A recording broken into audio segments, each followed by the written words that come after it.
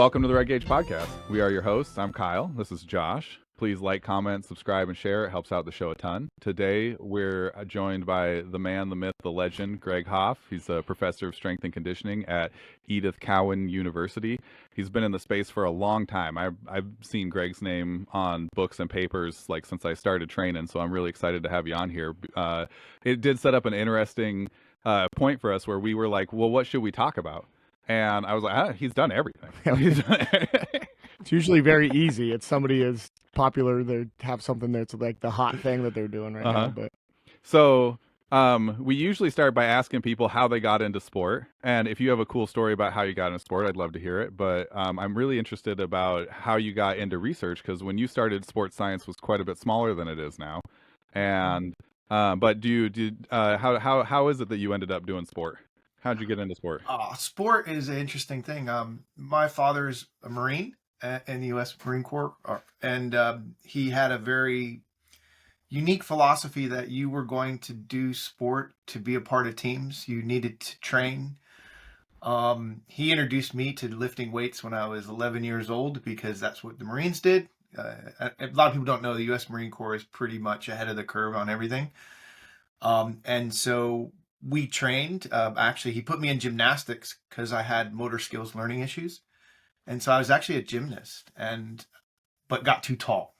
Yeah. Then I played American football, which was a really deep passion for me, but I'm rather short. that is awesome. At 5'10", that's considered a small American football player. So I always did sport because my parents wanted to keep me engaged. I also was one of those high energy people that needed to be always doing stuff to keep the energy down and not be too what we would call ADD now. Yeah. I don't think it's ADD. I think it's just we need to be active. But so I got into sport. I loved lifting weights. I always found that to be an environment that was a comfortable place to be, probably because I was good at it, maybe. And then when I went to university, I went to initially to be a computer science major, but I actually was more interested in strength training. So I moved to physical education, but back in the day, physical education had a subdiscipline of sports science. Okay. And which I think is a mistake of sports science now. When I did physical education with a sports science emphasis at East Stroudsburg University, we had to learn how to coach too. So we had to take all the education courses of teaching and coaching, and also all the science classes. So I found that over my career, that's been so useful because I coach and I know how to coach, but I know science. So I can have conversations with non-scientists at the level that it needs to be at and translate. Right. So I happened to be in the weight room one day, and a professor named Frank Pulo walked in, and he's like, "You should take my classes." And I was like, what classes, man? And he's like, "I teach this resistance training theory course. It's a junior level course." I'm like, "Dude, I'm just a freshman, man. I don't have anything." He's like, "You'll be fine." And he ended up mentoring me and another fellow named Professor Arnie Golfus, who was a biomechanist. And Frank and Arnie gave me a copy of the first NSCA journal in 1988. They're like, "You need to read this book by Boyd Epley, Husker Power." And so I joined the NSCA probably in like 1988, 89. I was finishing up my degree and I didn't know what to do. And they're like, "You need to meet this guy who's coming here to do research." And it was Andy Fry. Andy Fry was a grad student at Penn State, and he came in. We worked out together. We competed at a couple weightlifting meets together. He was horrible. I beat him quite handily. I happened to be at the national championships because my girlfriend at the time was quite an accomplished lifter, and I wasn't as good as she was, but I was there. And he's like, "You need to meet these dudes." And I'm like, "What dudes?" He's like, "Oh, this is Professor Bill Kramer." And Bill Kramer's like, "Hey, you should come study with me." I'm like, "Oh, cool." And then he's like, "This is Professor Kyle Pierce." And Kyle Pierce is like, "You should come down to Louisiana and study with me. This is Professor John Garhammer." I'm like, "Wow." And John's like, "Oh, you like biomechanics? What are you working on?" So John actually helped me do my class paper, which was kind of cool. And then they introduced me to Mike Stone and then another guy named Everett Harmon. And it was a really weird. Introducing to everybody. Yeah, it was a pretty weird moment because pretty much Andy Fry basically dropped me into the world of sports science and didn't even, he probably intentionally knew it. But for me, I was just some kid at a national level weightlifting meet, probably like, this was 1990, I think, or 91. I was probably about 20 years old max. And I was like, these are pretty interesting people. They're doing testing on USA weightlifters. They were trying to come up with a talent ID scheme. And next thing I know, I'm at App State with Mike Stone. And I decided I didn't want to compete anymore. And so I thought. And I arrived at App State and he's like, why are you here? I was like, I want to be really strong. Yeah. And he's like, all right, we're going to be fine. And he's like, well, we train at 9:00. And I was like, well, I'm not doing Olympic weightlifting anymore. He goes, if you want to stay in this program, you'll be in the gym tomorrow at 9:00. And so for the next, 30 something years, I've probably worked with Mike on a regular basis, on and off. And he pretty much took me under his wing. And I originally wanted to be a strength coach. So I worked with Meg. Meg Stone was my coaching mentor. I worked with her at App State and found out that while I liked the coaching, I had a lot of questions. Like I definitely the kid in the back of the car going, why are we doing this, Dad? Or why are we going here? And so for me, I think I still coach. I like coaching. I like translating knowledge into application. I think too many scientists have gotten away from coaching and they just sit in their lab in their ivory tower and come up with ideas that won't work in the real world.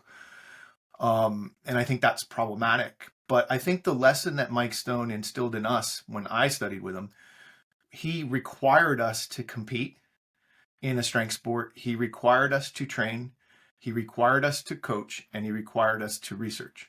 That's awesome. And I think that nexus really set the foundation for how I've approached my career. I'm not the biggest grant getter, but I spend a lot of time coaching. I spend a lot of time, at the moment, I spend a lot of time in the tactical space, which has become a passion because it's kind of it's a linkage to my father and it's kind of personal for me. So I do that more out of enjoyment. And I try to get my students to follow the same path. I do want them to train. I'd like to see them compete. Just in modern academia, I can't put the strict requirements that you could in the 90s, Right. where Yeah. you could just say you're out. You are. Yeah. They will file a complaint of, you're being abusive and all these things. But the good ones, the ones that end up being successful, tend to follow that trajectory of coach, research, train, study. So That's how I ended up where I am. I know, like in my own, lifting career, I love reading the research. It's part of like the buy-in for me, right? So, if there's books and articles and studies and stuff that I can read, it's really big for me. I know that one of the big values of reading the research and training is that a lot of times you see things that like look great, that, they look like wonderful, promising things. And then you're like, I can't do this though. Like I can't do 12 sets of 3 for each one of my exercises because I don't have 8 hours to be in the gym or whatever. Right. What are the big like connections that you've seen? Like, has there been like surprising takeaways or things that you think people miss if they only study and they don't practice? Like, are there easy bits of advice for people, like why it's worth doing? Oh, I think the first thing for me is, how do I get someone to do something if I'm not willing to do it myself? Yeah. And I think, I always use this story. So I've been working in the tactical space recently, and we know in the tactical space, the CrossFit kind of methodology is quite popular. Right. Well, if I'm working in the tactical space with special operators and I don't give CrossFit a go, they ain't going to talk to me. Yeah. Yeah. And so I had to take up CrossFit. So I had to reach out through my network to get information about it. And I've done, some CrossFit kind of things with them. And so that gives buy-in. But I think one of the things that I often find with students is they write programs on paper and they're like, this is a great program. I'm like, but you can't do it in 60 minutes. And that's all you have. Yeah. As a strength coach, I don't know a single strength coach in the world that doesn't tell me they need more time with their athletes. Yeah. Like, I think that's the number one thing everybody says. All right. Oftentimes, I mean, you may get 60 to 90 minutes max 2 to 3 times a week. So how are you going to do all these little small mass exercises that really, in a lot of ways, don't do anything for performance? And so I often tell them to try their program, and it's hilarious to watch them crash and burn. Because or my other favorite one is the rest interval thing. Yeah, I'm going to squat at 75% max, which is roughly about RM for sets of 10. Mhm. And I'm going to do 30-second rest intervals. I'm like, yeah, good luck with that. Yeah. For the first set, and then Yeah. I mean, or even, I was trying to explain to one kid, I was like, can you even load the bar in 30 seconds yeah. in between sets, like to go up weight? So I think that's one. The other thing we've noticed a lot is, at least in Australia, at least, there is a real hyper focus on using cardio as your warm up. And like, let's hop on the bike for 10 minutes and then go lift. And I'm like, well, how does that prepare me to do lifting? Yeah. Yeah, I'm warm, but am I ready to lift? And so Right. to try to use versions of Ian Jeffries' ramp protocol and dynamic movement through range of motion and integrating motor learning and constructs to get range is like brain bomb for most of my students. They just, no, I got to do cardio. Why? Yeah. Yeah, so that's a really good opportunity, I think, for scaffolding. So if you're new to the space and you're wondering, like, how should I warm up to get ready for my workouts, there's been a lot of different thoughts about that over the years. Like when I was a kid, they were real big on like do a jog, do some static stretching. I would always make myself hard to find during the static stretching part because I always slowed down so much after doing them, and I did power sports. Yeah. I didn't want to be slow. And but now, there's a lot more like you can just do the movements you're going to do, like do them in a long range of motion, do them with less weight, like just get your body going in the thing that you're doing. It is good to get warm. Like you actually do want your like body temperature up a little bit because the whole system's viscoelastic, meaning that if it's warmer, it's more flexible and more pliable, right? What's like if you were giving somebody advice on warming up, what's like the method that you really enjoy for spending time in the weight room, we'll say specifically? So, well, I do agree with you that doing the actual activity is a good way to start. I would actually say we should start before that, and I would use ranges of motion. So, for example, let's say I'm going to do a lower body session with the Olympic lifts as part of it, or the weightlifting movements as part of it. So we would start in place, and we can do things like body weight squats. We can do things like lunging motions. We can do crawling motions. We can do lunging and twisting motions. We can do things that move from stationary to dynamic. And what we'll want to do is ramp up the intensity so that as we get to the last part of the warm up, before we do the bar stuff, we're doing our most dynamic activities. And we find that we can, if we're smart, we can integrate motor competency training into that part of the warm up. But also we can integrate things that are injury preventative and not waste training time on exercises that aren't necessarily injury preventative. Right. So it's really interesting. There's two really great books that I like. One is by Mark Kovacs on dynamic flexibility. That is quite good. It's a little bit older. He's an Australian who works in tennis, and he's got a lot of dynamic actions. And then Ian Jeffries' books on the ramp warm up and warming up are quite good as well. And Ian Jeffries, and then also my wife, they talk a lot about this idea of using dynamic movement with body weight through range of motion that is basic skills. So you know how you start out strength training with kids, it's often like animal moves and things. Well, they actually use that as part of their dynamic warm-up. And because they do that, we're reinforcing motor skills, because what do we know as we get older?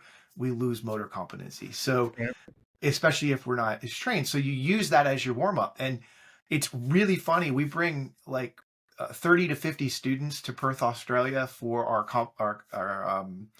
practicum unit in our online course. So they come one time a year for 2 weeks from all over the world. And it's hilarious to watch how winded they get in this dynamic warm-up, because in class online, they're arguing with me. No, you can't get warm without cardio. Can't get warm without cardio. And I'm watching them just die in the warm-up as my wife takes them through it. And I'm like, dude, this woman, she's almost 57 years old, is kicking your ass. Come on, man. And I think that we have to get out of this mindset that we're just trying to warm the body. It's get warm, but then prepare to do movement. So if you're doing upper body stuff, you got to get the shoulders loosened. if you're Mhm. doing, but you should always Right. work the lower body as well to keep the motor competency building. And I think that's Yeah. really important. I'm just thinking of like what range of motion do you actually get through doing an elliptical? Yeah, none. You know, like that, like you might have a sweat going and your heart rate might be up, but there's the lots that Yeah. has not happened. Yeah, and I think I'm getting my studies mixed up here, but I'm pretty sure that there's a fair bit of research that shows that, like, working through those long ranges of motion just all by itself has a pretty decent injury prevention, Hmm. component to it, right? Yeah, So, absolutely. yeah, worth Absolutely. doing. Hmm. Worth doing 100%. Okay. So, what were we talking about? We were talking Well, about, so we did talk about I wanted to jump off. We got into yeah. the stuff. So you finished your studies and stuff. Where is the jump from? I think you said Appalachian State. I Hmm. think is what you're saying. Like, how Where do to you get the wind up masters? Yeah. in? How do you wind up in Western Australia? Where's that jump? Oh, that's interesting. So I ended up doing my PhD at the University of Kansas, Rock Chalk Jayhawk. I'm so proud of Professor Fry and the thing that he's built at the University of Kansas, and I'm like, damn you, why wasn't that there when I was there? Um, and from there, I had a really strange decision to make. I was recruited by Per Tesh to be his postdoc, and I could have gone and worked on NASA-based research with him on the yo-yo and that thing. And he actually offered me a really nice package. And I was sitting there with my wife, and she was my girlfriend at the time, and we were going to be moving in together. And Mike Stone calls me and says, I'm going on sabbatical, and Meg and I are going to Europe. I want you to come and take over my lab at App State. And Aaron could be Meg's replacement. And so people were calling us Mini Mike and Mini Meg for a while. And so we actually decided to go to App State. And it was a 1 year contract, and it turned into a 3 year contract. Okay. And it was kind of interesting. I got to build a lab. I took over Mike's lab. I had Dr. Brian Schilling was in my group because I had to finish him with after Stone left. And had a really good group of kids, and we did some really cool things. We built a weightlifting group. We built a brand new strength lab that Jeff McBride used until maybe 2 or 3 years ago.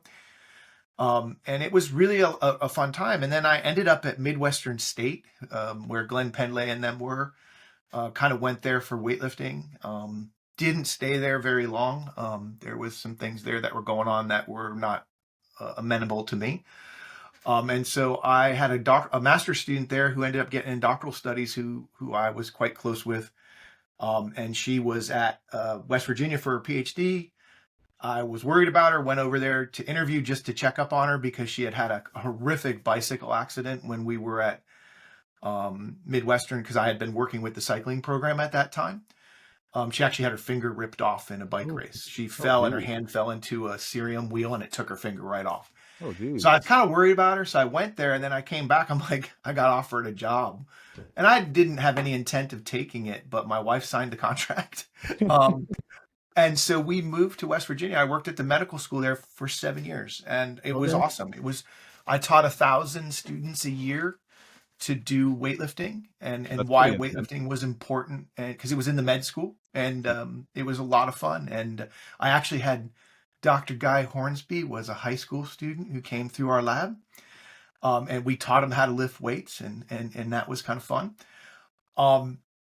And somehow I was at a conference. I had just gotten over cancer, and I was a little miffed that I was not. It didn't seem like anybody cared, like that I had been sick at West Virginia. They just were like, you have to work, come into work, and I was like, Right. this is just weird. Nobody seems to care. And I was complaining to Prue Cormie, who was at a poster, who's a friend of mine. I was like, yeah, I just don't get it. And then she's like, we have a job at Edith County. I was like, well, you tell Rob Newton to give me a call. I didn't really want to go. I was just venting. I kind of liked West Virginia.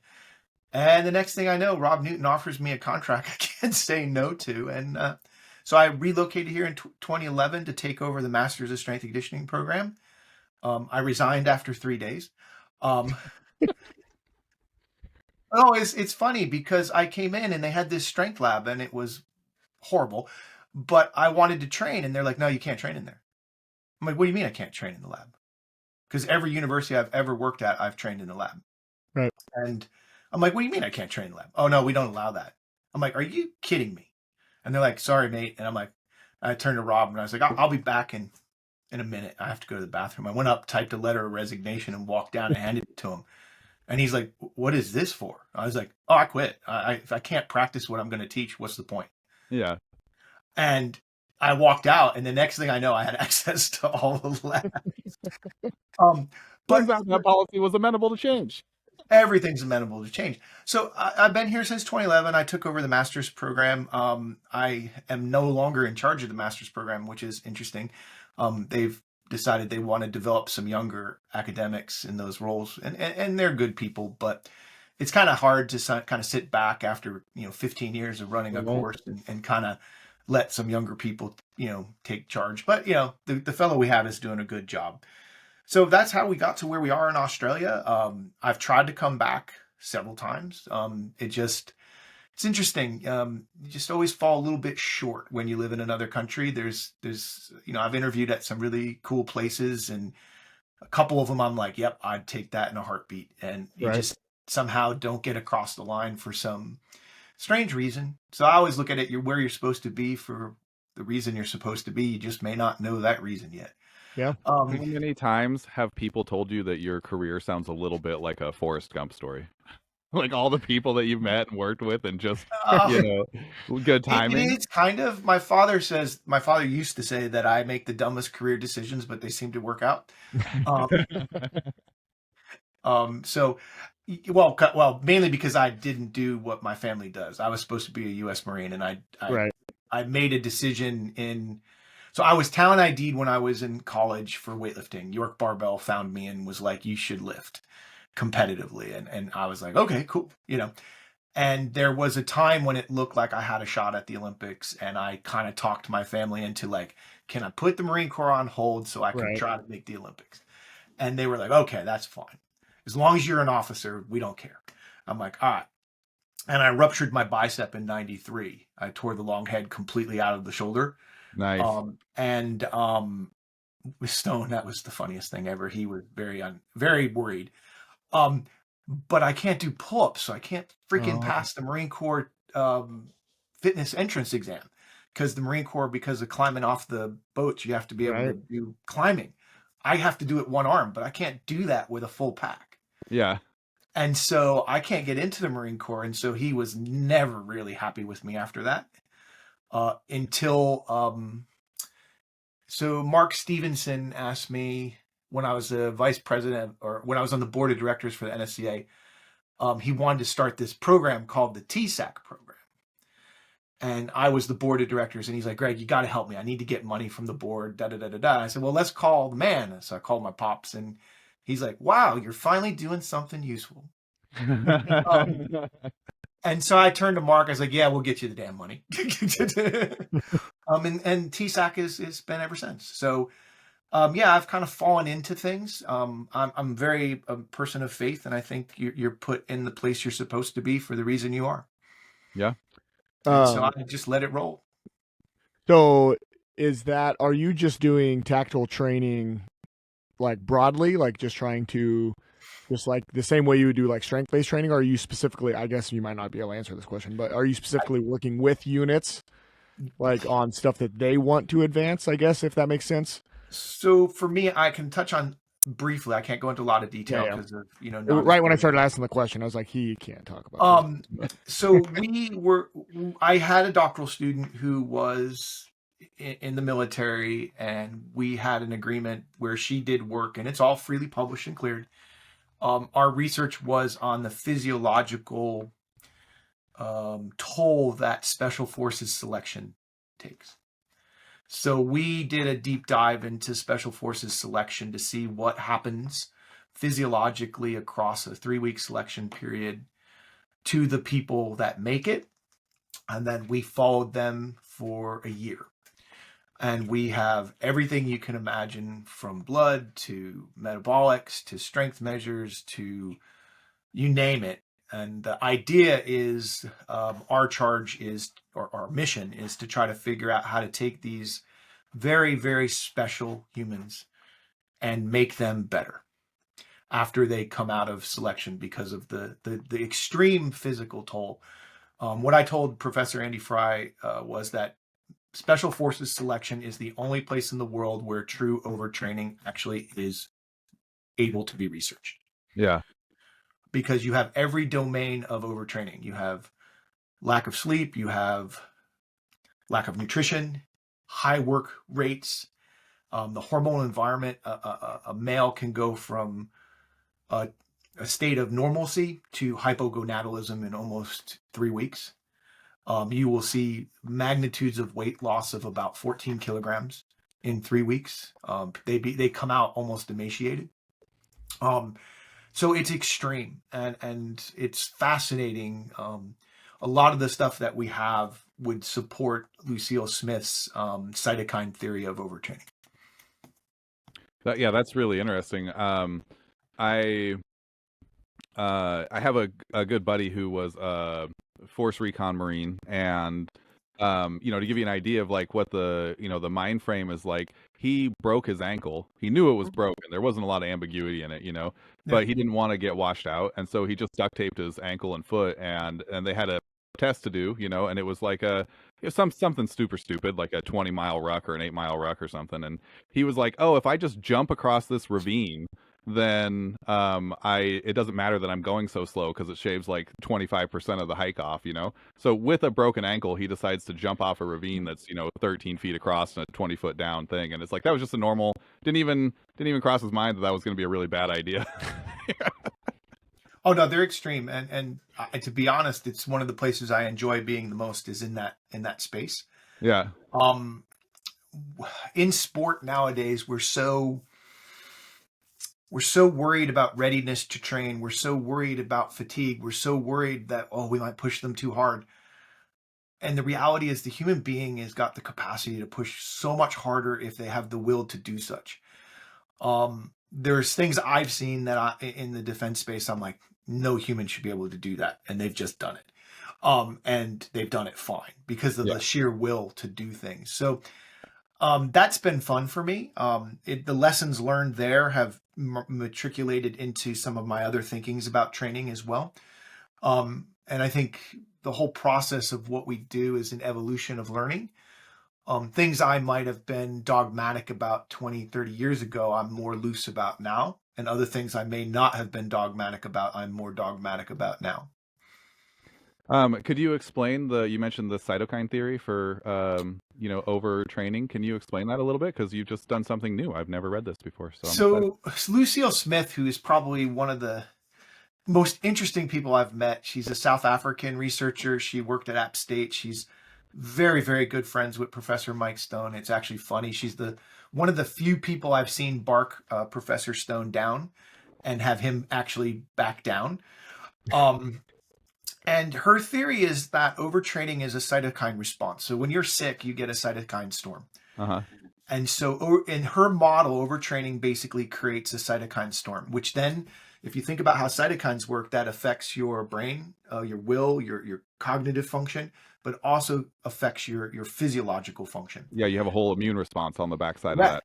Really. Yes, absolutely. And so her theory was that overtraining was a cytokine response problem, and that's why if you were to provide extra carbohydrates, you tend to not see as much overtraining effects. Uh-huh. What does carbohydrates do to the cytokine response? It reduces it. Yeah. Because immunosuppression gets offset. That's why, Professor David Neiman's work in marathon runners with Gatorade basically makes it so you don't get sick as much after a marathon because you close that open window. And so her theory was really fascinating. And as I look at the blood data that we have, I told my doctoral student who's Major Angela Uphill, I have to call her Major Doctor now because she's a doctor. She earned it. And she's an amazing young lady, and she's a physiotherapist by training, and it's been hard to get her to understand that this is actually a thing. And it's really interesting because when we look at it, all the hallmarks of the cytokine theory are there. And once we feed them and we get them eating, it starts to dissipate.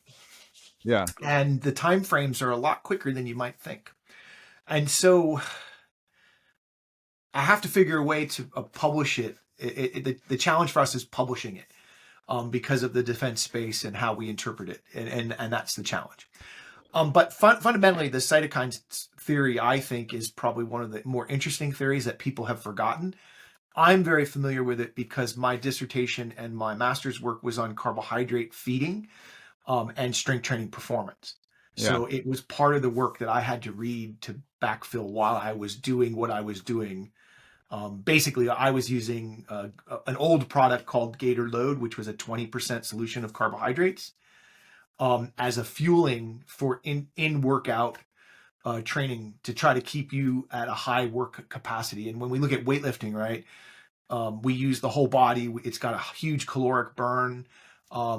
You go through glycogen in a high rate. So if you're training multiple times a day with high volume weightlifting, you're gonna deplete glycogen. So we were trying to prevent that. And so we were looking at that as well. And there was a little bit of work by a guy named Dr. Mike Conley, who was a student of Stone's as well, who looked at the immunosuppressive response to resistance training. Yeah. And so it was a really interesting theory. And I think it is one that has been lost to time because there's two papers, one in JSCR and one in MSSE. And it's not really talked about a lot. Well, I mean, it's a really interesting area to research. I mean, I'm just going a million miles an hour now thinking about it because I remember being a young man when I got into training. I was very fortunate to have a very good coach who had a giant set of resources. He had like 6 filing cabinets in the weight room that had every article or paper or study or book or whatever. You could read them all at your own leisure. And I made my own.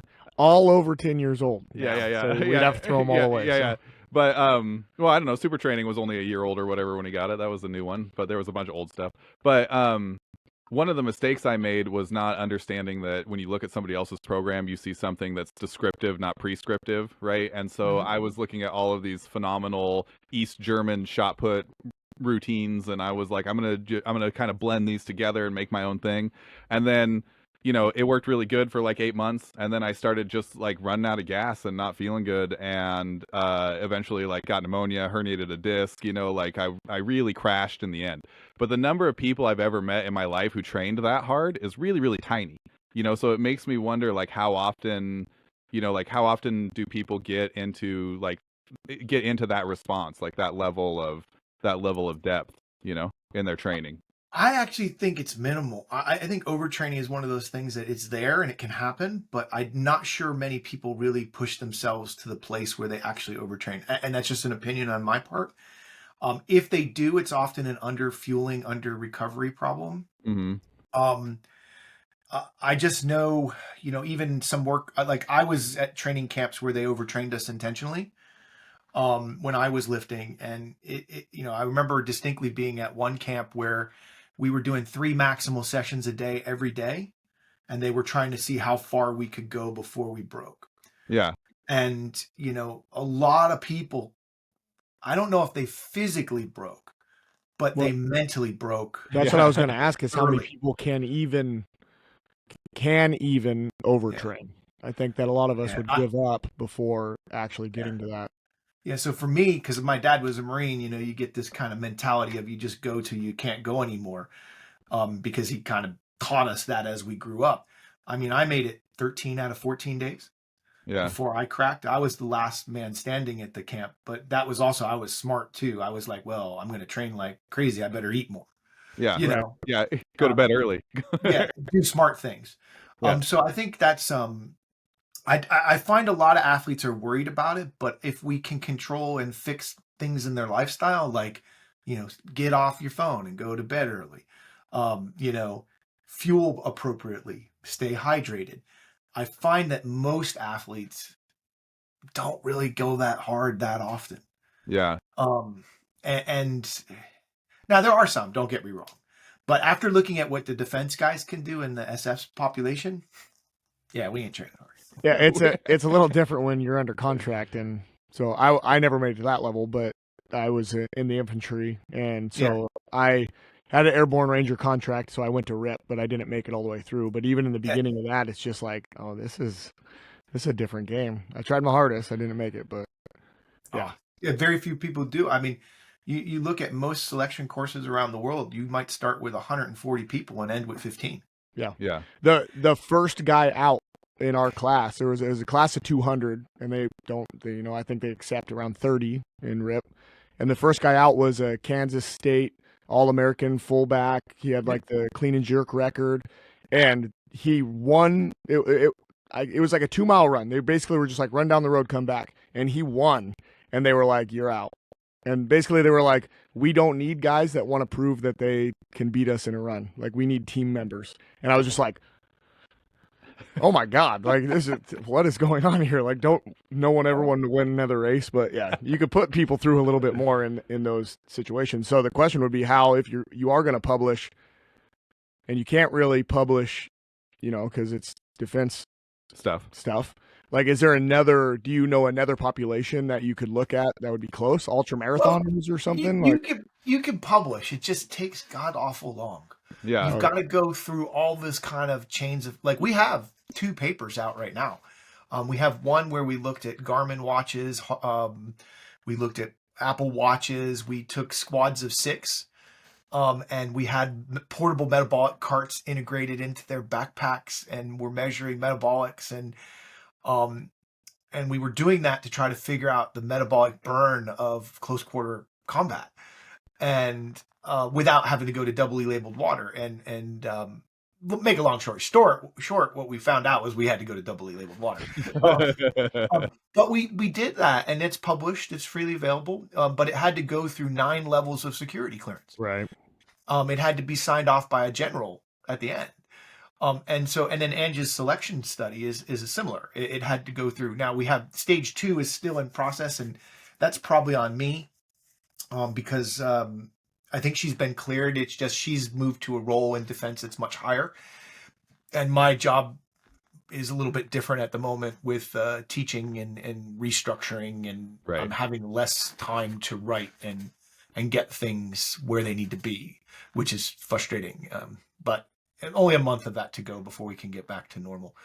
And so we will publish it. And some of it has been presented at there's a wonderful conference that happens every 2 years that's on physical training in the military.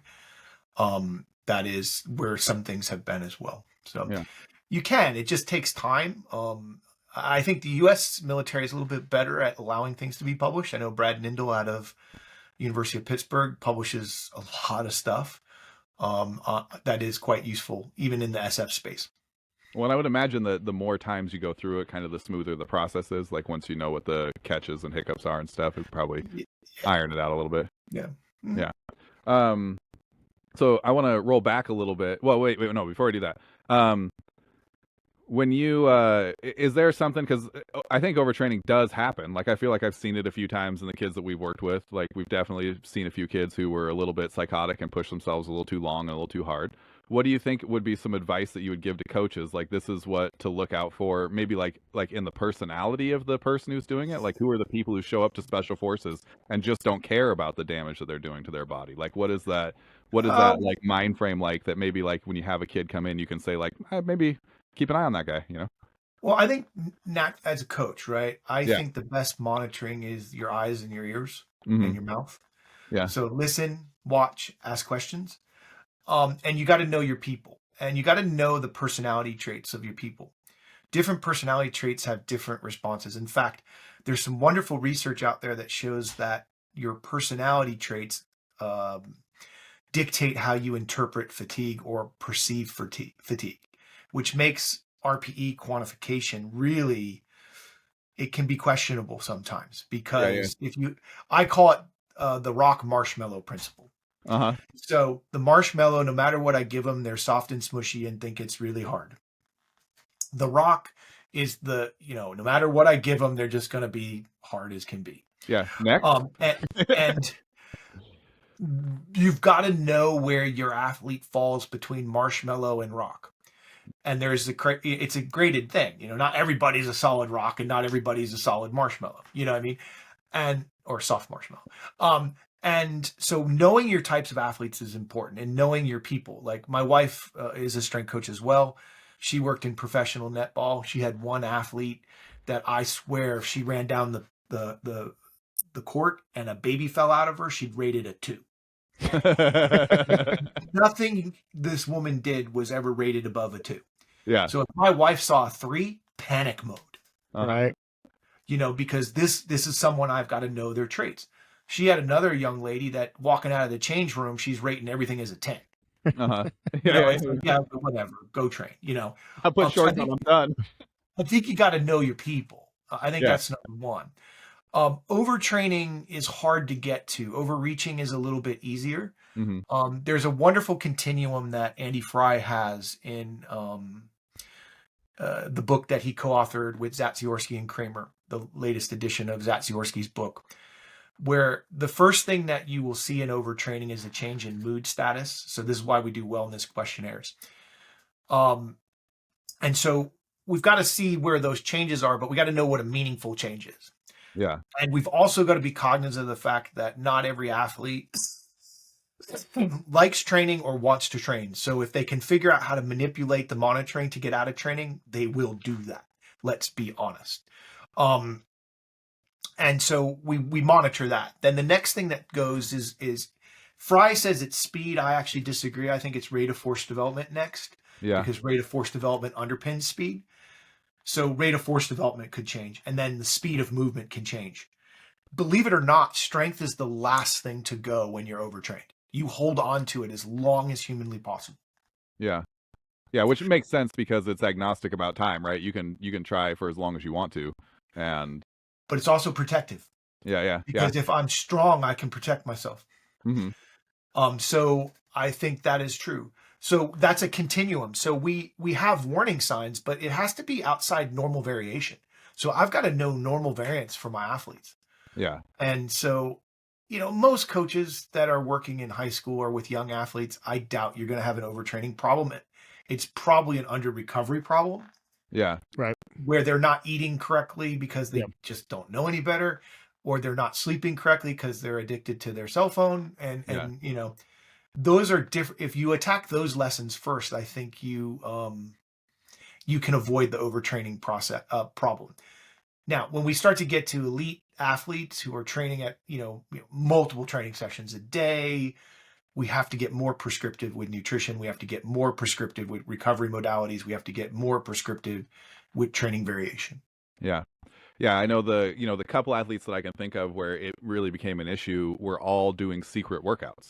Like they'd finish training with everybody else and then they'd go to the gym or they'd run 3 miles or they'd do something. And, one of them I found out about pretty early on and it was easy. She wasn't going to give up. She was on a weight loss journey. It was working really good for her. She was making good choices, very good lifestyle stuff. I wasn't going to get in her way of, doing that work that she thought was important. So it was easy enough to dial back some of the stuff that we were doing together.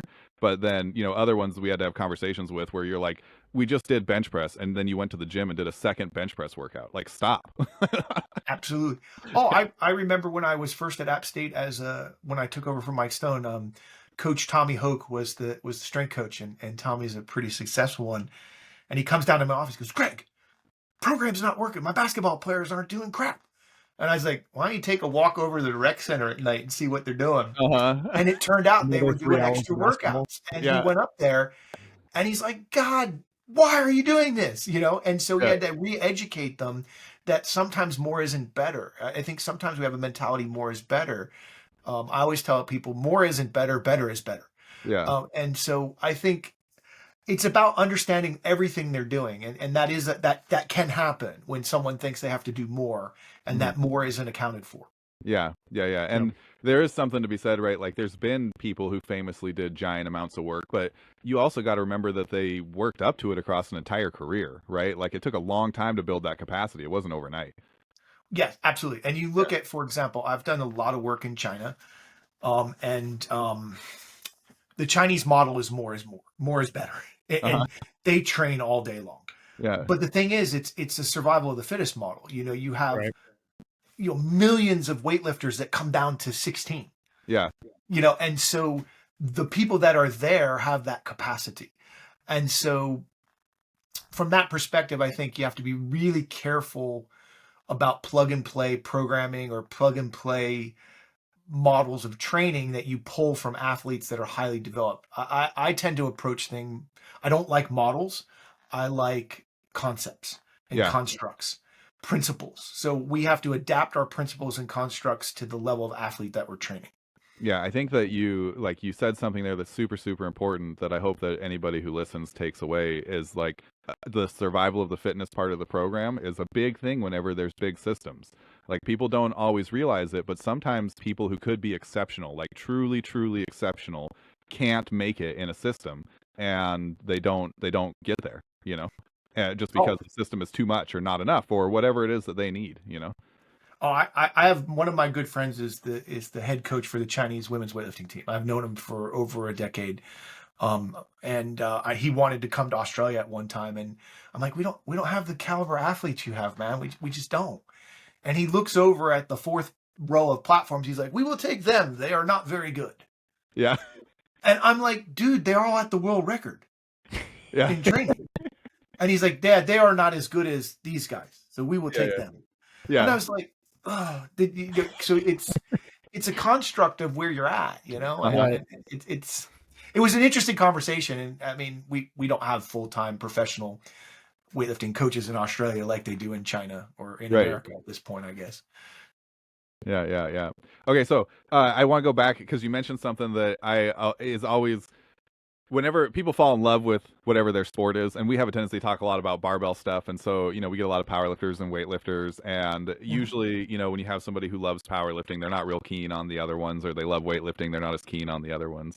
And of course, the new guy on the block, and I say new in quotations because nothing's new in training, but is CrossFit, right? And you mentioned having to dip your toes into the CrossFit pond to make that tactical training stuff take off. I've always really been interested in CrossFit because I really like a lot about the model of the CrossFit gym where people work out in cohorts. They got a large amount of variety. I'm not opposed to a large amount of variety if you're just trying to get in better shape and be healthy and all those kinds of things, right? But it is interesting to me that most of the really good CrossFit athletes that I've either seen programming for or talked to, they don't actually do CrossFit for their workouts. Like they have a skill session, they have a cardio session, they have a strength session, and then they peak for a game. Like regular periodization training. It doesn't look that much different than what you would have a decathlete or a track star doing. So did you have any takeaways about like the structure of CrossFit, the way it's presented to people, the idea of like the CrossFit Games and how that ties to training? And did you have to have those conversations with the people when you went to tactical? Not really. More of it there was just like, I live in fear of having to do Murph in the rain in the midnight because I have a couple operators that say they know where I live, they can find me, and they will show up to make me do Murph with them. And so, no, all kidding aside, when I looked at it, I tend to, when I get involved with something, I tend to take a deep dive into things. As you probably see behind me, I have a lot of books. I tend to read voraciously about topics that I tend to want to be in or get asked to be in. And so one of the things that I would say about CrossFit, there's good and bad CrossFit, just like there's good and bad weightlifting. There are good CrossFit coaches and there are not so good CrossFit coaches. But if we look at the principles, right? Even CrossFit's main site, if you take their cycle of when they say you do certain exercises, it has a periodized construct to it. Right. It is a form of almost emphasis periodization where you have different things emphasized during different periods of time. I took a deep dive into Matt Frazier and how he trained, and I would argue that he probably trains the best scientifically that I could tell from what I don't know everybody, so I can't speak to everybody, but out of what I could get my hands on. Mm-hmm. And the thing that I like about the way he approaches it is he does a lot of relative stuff. So like if you're doing an AMRAP with, let's say you got power cleans in your AMRAP, it's relative to your capacity, right? Not just an arbitrary absolute load that could be above your maximum, and I think that's an interesting thing. But if we think about it as a concurrent training problem, think about concurrent training. So if strength is our major domain that we want to maintain, it should be first. Right. Cardio should be last. And that's the model that he follows. Yeah. So if you look at the structure of his programs, you have what he calls a buy-in, which I'm just going to call a warm-up. you know. And then you've got your strength element. Then you have an anaerobic element, which is usually some sort of EMOM or AMRAP. And then you have a cardio element, and then you have assistance exercises. How is that much different than what I might do with a rugby player? Right. And so also I noticed with his programming, he has phases where strength is the major target and the other stuff is maintained. Yeah.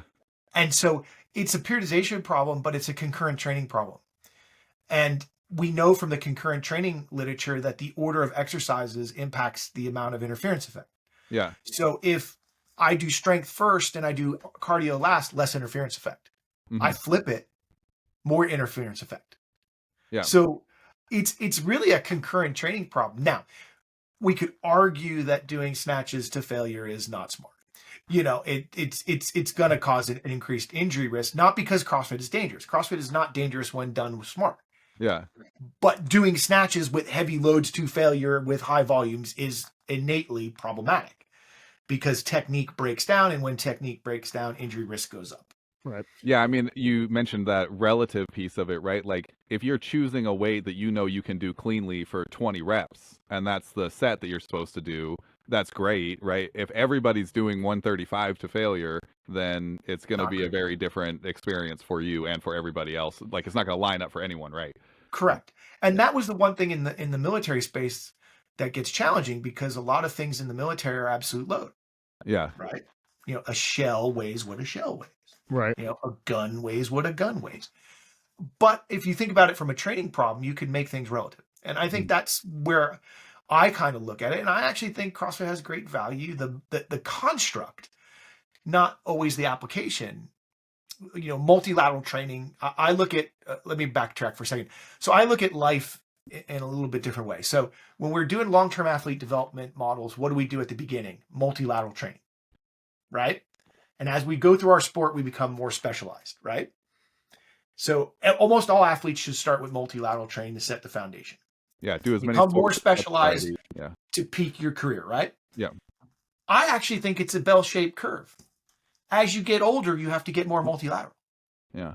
For health. I'm in that phase. I'm in that phase for sure right now. I'm 40, and man, am I telling you, if I do a little cardio and a little plyos, all of a sudden my weightlifting works a lot better. You know.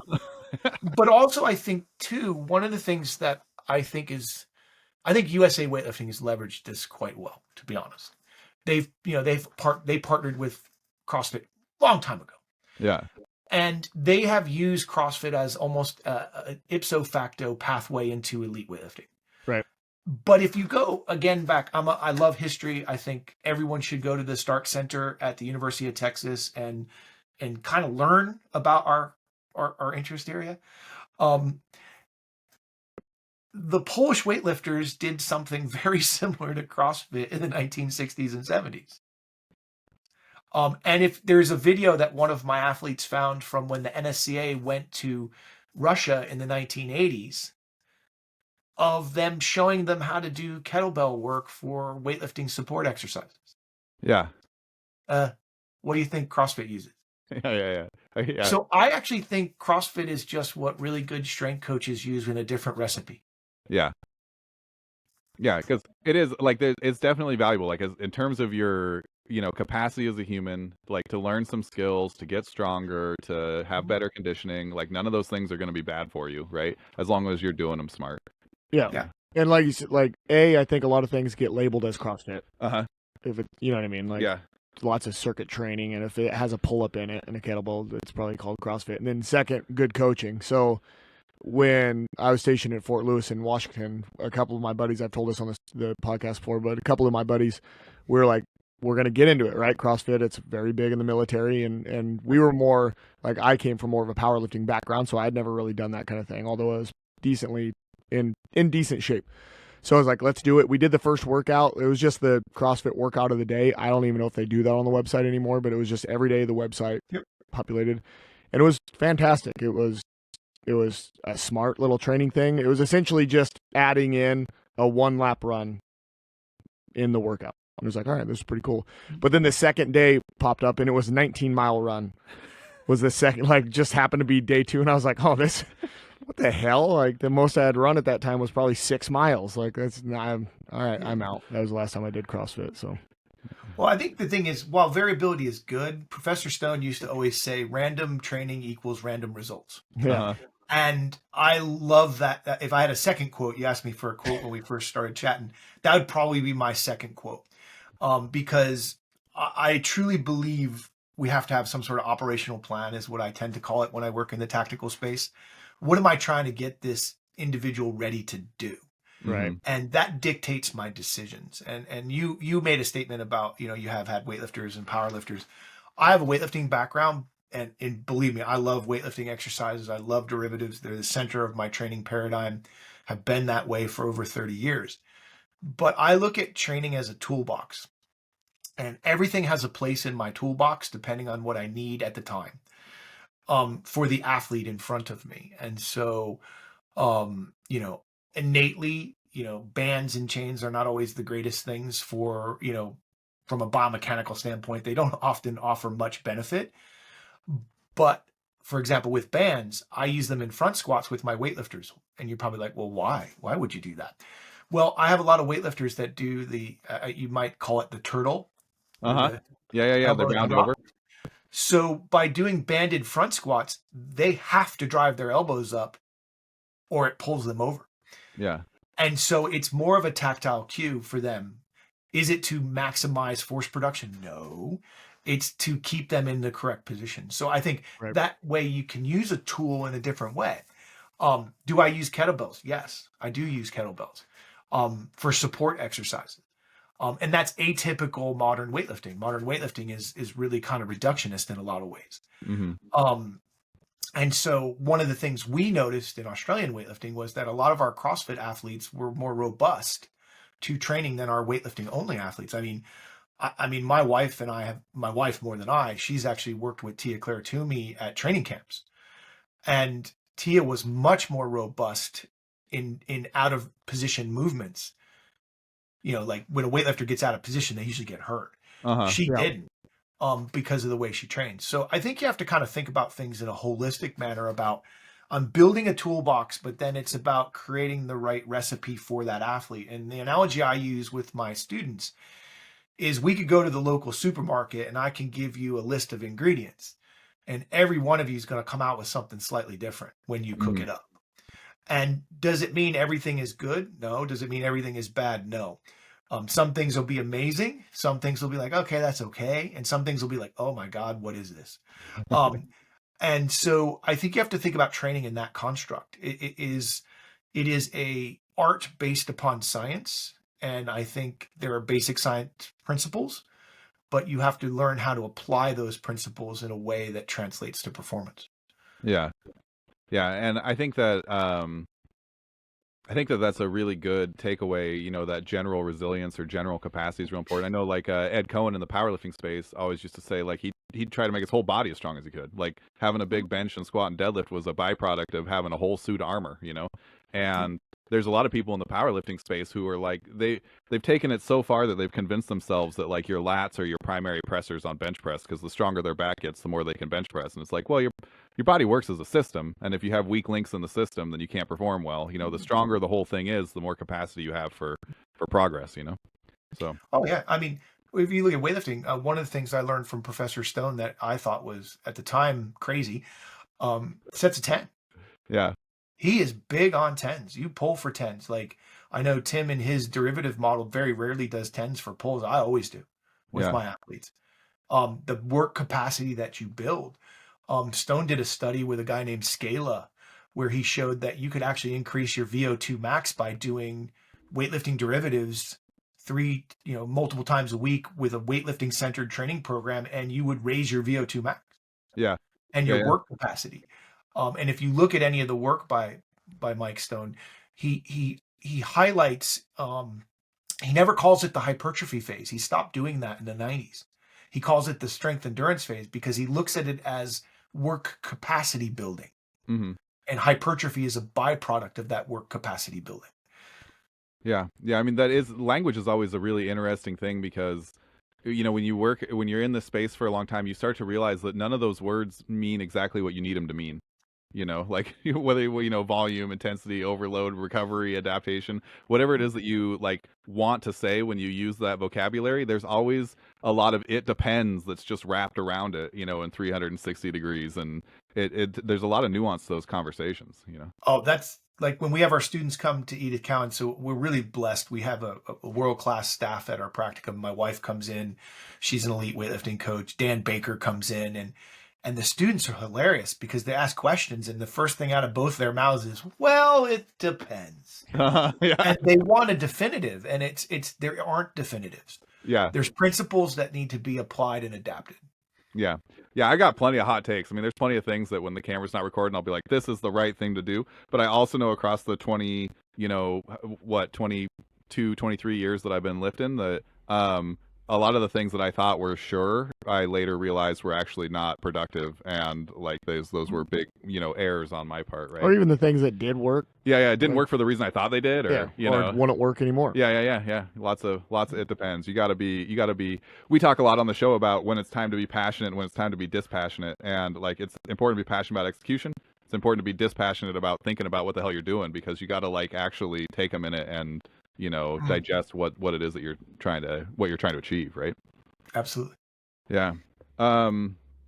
So oh man, I had a little line there. You said something in there that was brilliant, and I wanted to steal it again.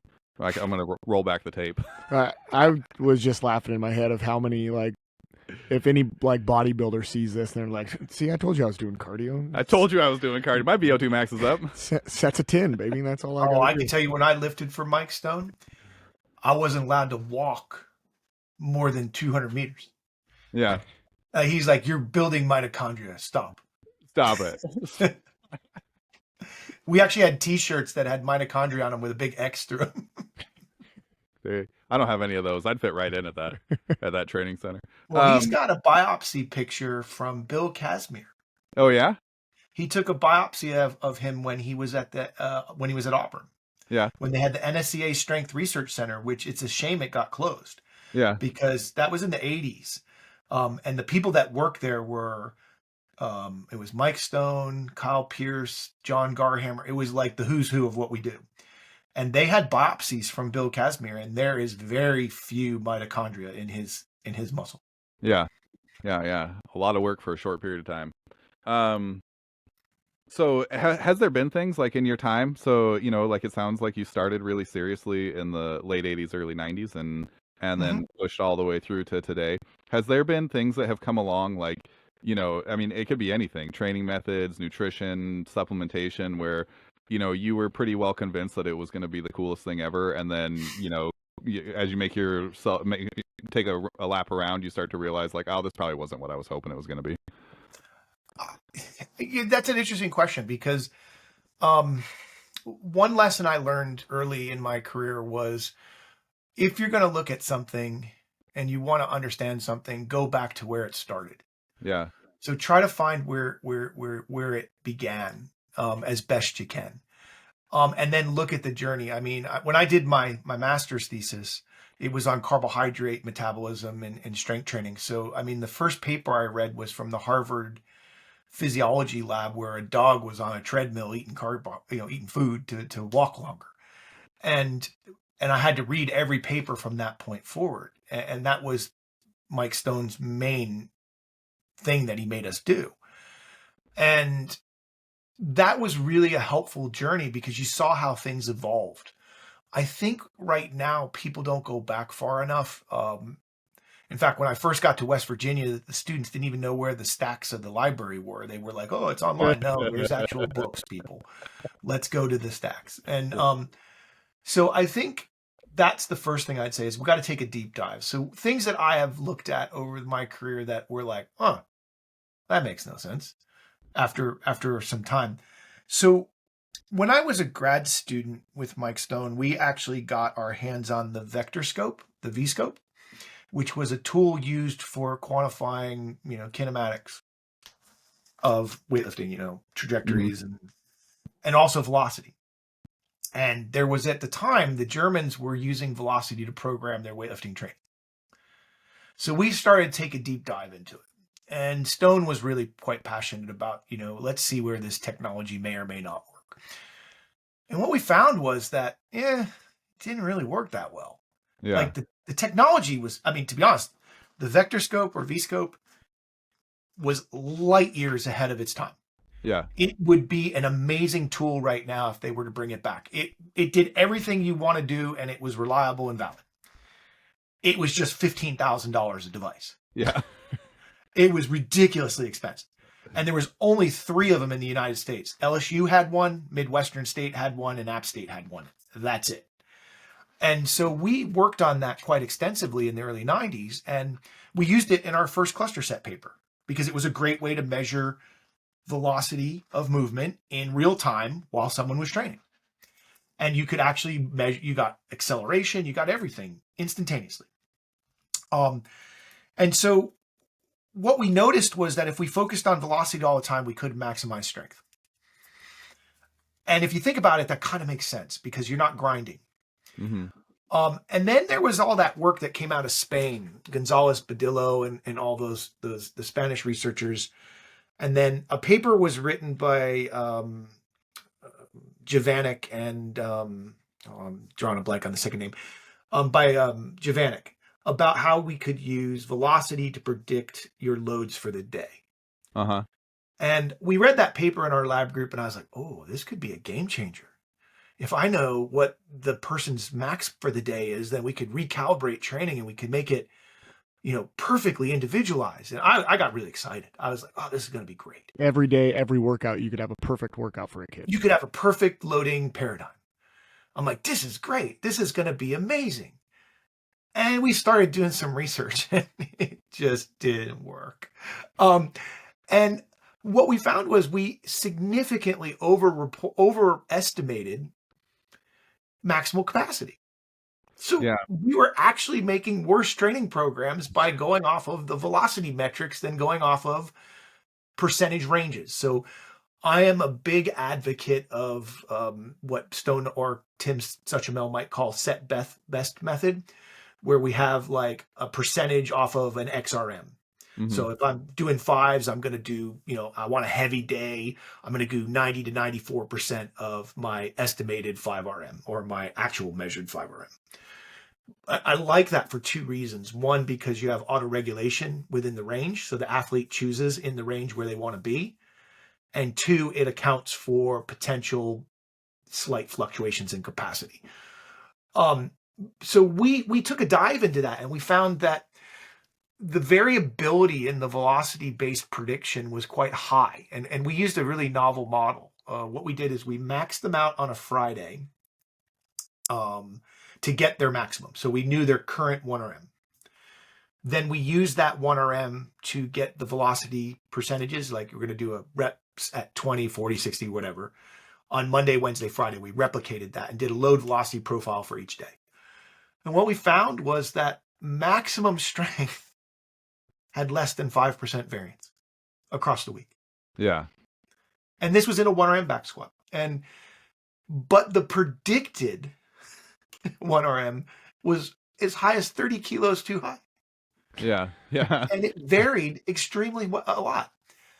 And I'm sitting there looking at this going, wow, this is weird as.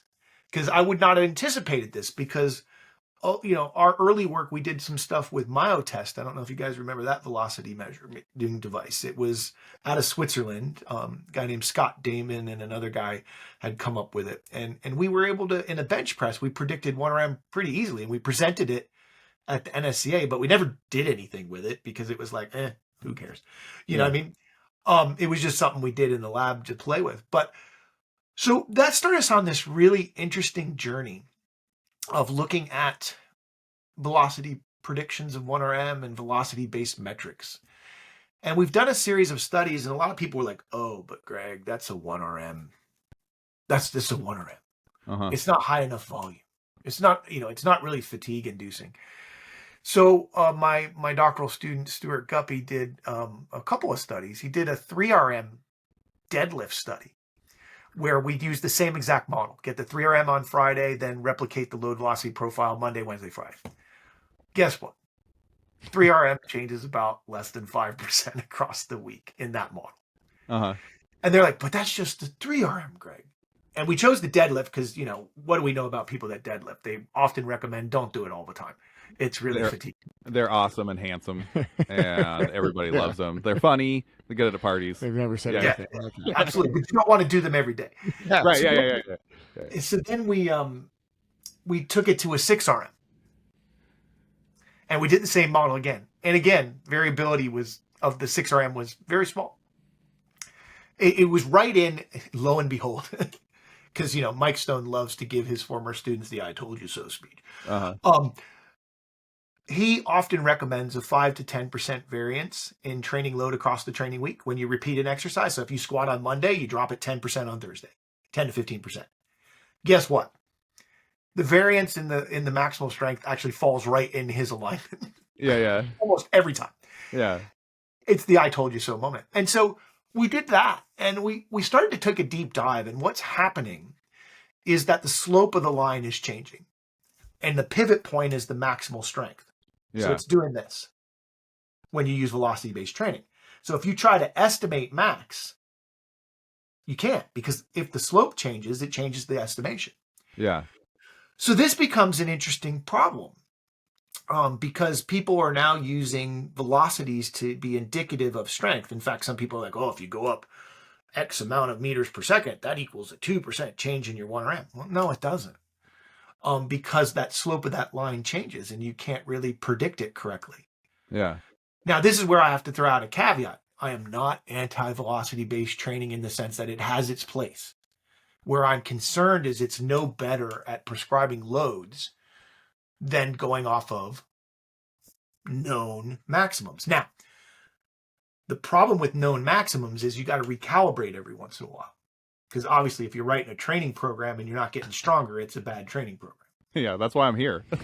Yeah, exactly. That's why I started this, is because I wanted to be strong. And Uh-huh. I'm on a journey to find the program. I haven't found it yet.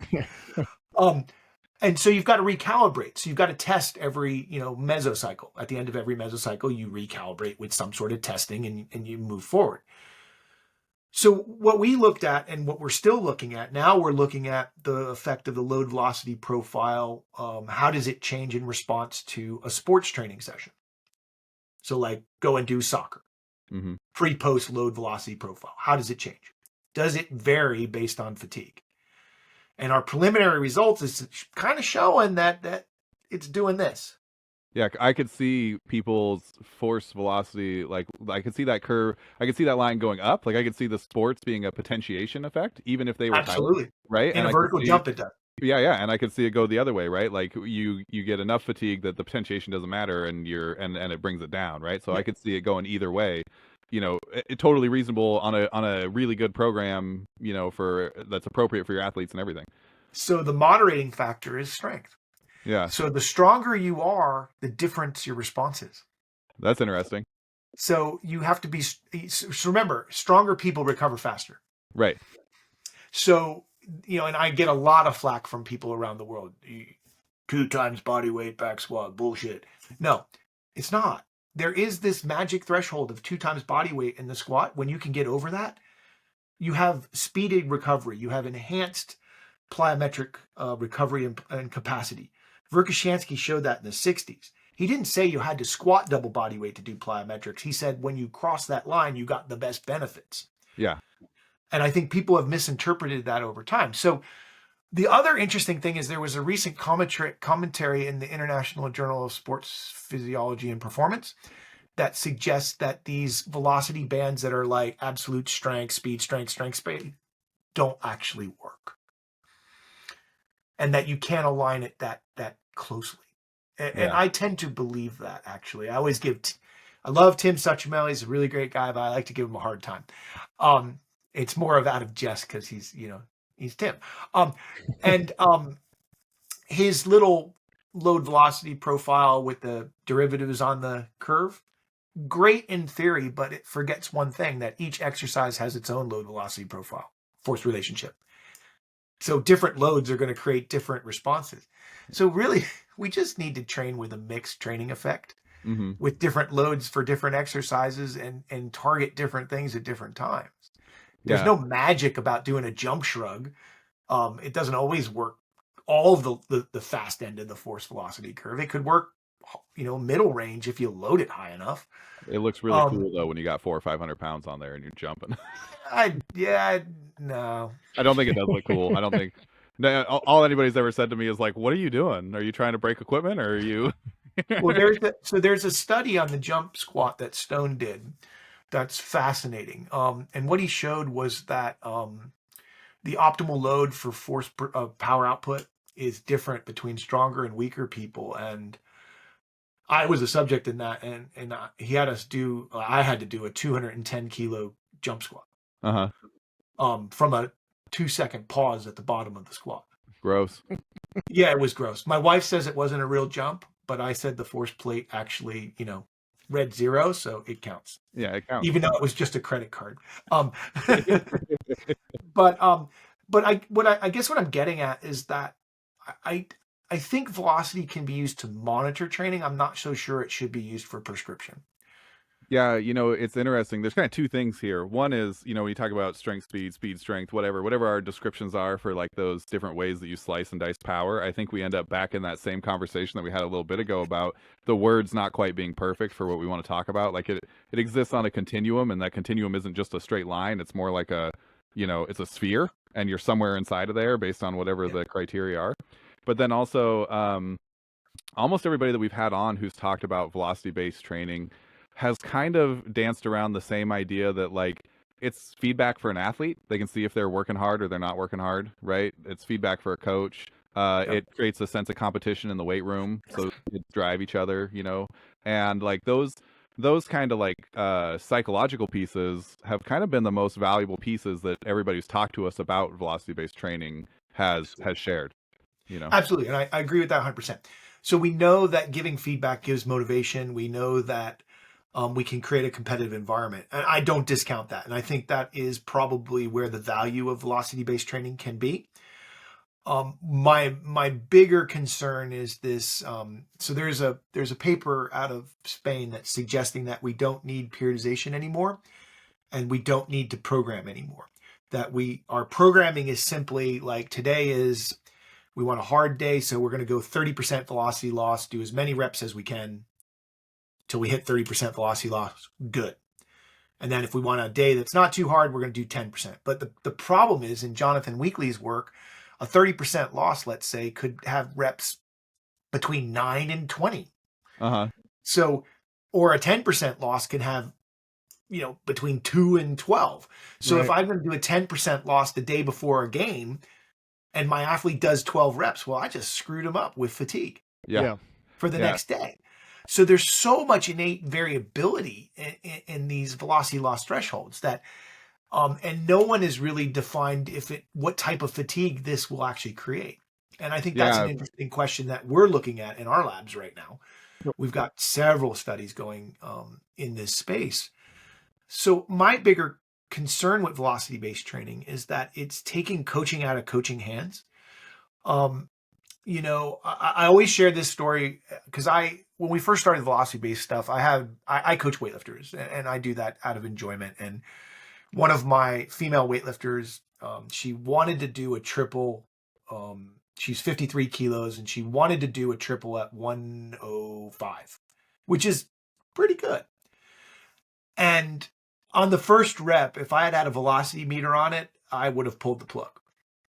And in fact, I actually said to her, I said, rack it. And she told me to take it and shove it. And it was like multiple isometric squats to stand up at each rep. It was unbelievable, but she did 3.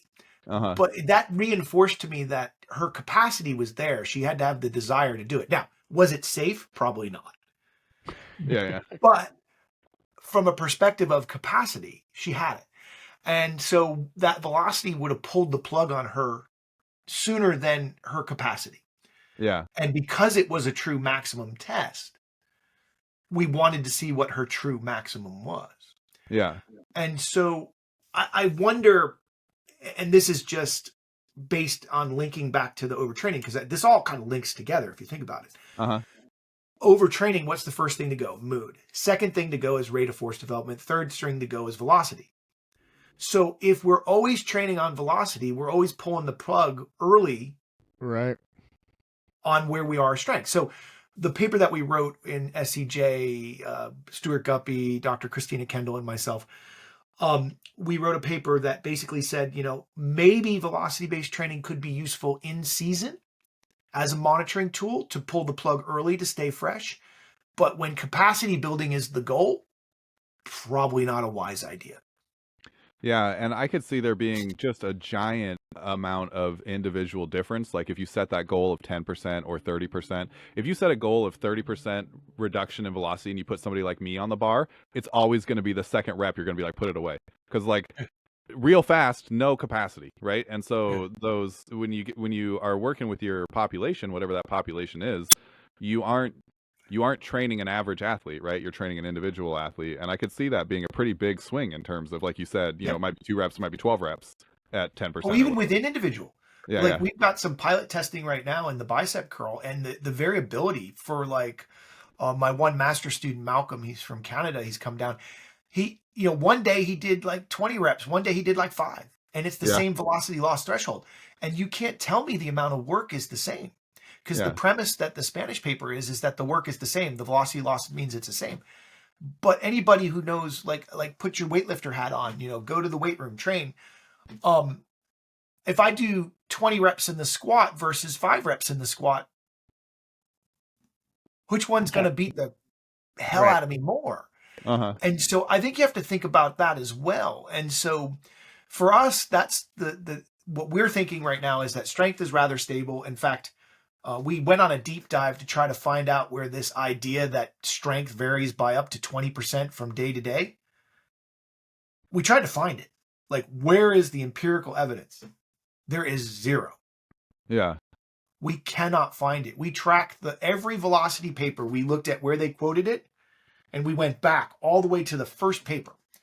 And in the first paper, it was a throwaway line like, strength varies a lot every day. They had no evidence. And they just keep self-citing. And this is a lesson for people that want to get into sports science. You must go check the methods of the papers that are cited. Yeah. You must go back, because people over time, it becomes its own thing. Even with the great ones. Even the great ones will do that. Their memory goes and they think they said it, but they might not have. Yeah. Well, and something like a statement like that, the idea that your strength varies a lot, right? It's kind of an abstract thing. Like, what is a lot? Like, I've certainly had the experience where, 1 week I'm much stronger than the last week, or much stronger than the following week, or whatever, right?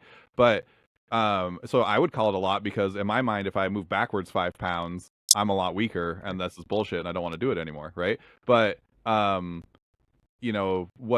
is the statistical meaning of a lot? Yeah, you know what I mean? quantify a Yeah, lot? are we getting above 5% to call it a lot because we're just using a statistical definition of what's unusual, or are we, like what's the natural variation? Yeah, And that's the other question. So so we got to understand the smallest worthwhile change. Yeah. And that's the thing that we have to think about. But with the velocity metrics, the problem that we have outside of linear position transducers, IMUs and accelerometers have high noise. Yeah. And their signal to noise ratio is all messed up. So are you quantifying noise, or are you quantifying real change? Yeah. And that's the other thing that you have to think about. So you've got 2 major problems. You've got overprediction of maximal strength capacity, or wildly underpredicted, depending on which device you use.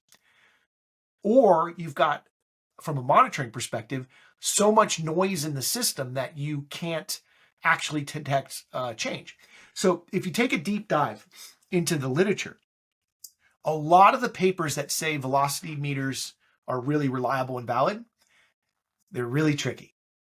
First, they do it in a Smith machine. So what does that do? It takes any horizontal eliminates all the motor skill and all the left and rights and side to sides and everything else, right? And why would you do that with an IMU or an accelerometer? Because any horizontal movement puts change in acceleration, right, or inertia. Yeah. The other tricky thing that they do, to reset the accelerometer and IMU, they pause for 2 seconds at the chest in the bench press, and they pause at the top, which throws out all the ecological validity. Yeah, your stretch Because who trains like that? reflex is gone, and nobody lifts that way. And yeah. And then they program off that with free weights. Yeah. Yeah. Here's where it gets weird. Your max capacity with a pause at the bottom and a pause at the top is much less than with the stretch shortening cycle. So again, this is where I highlight that you've got to read things.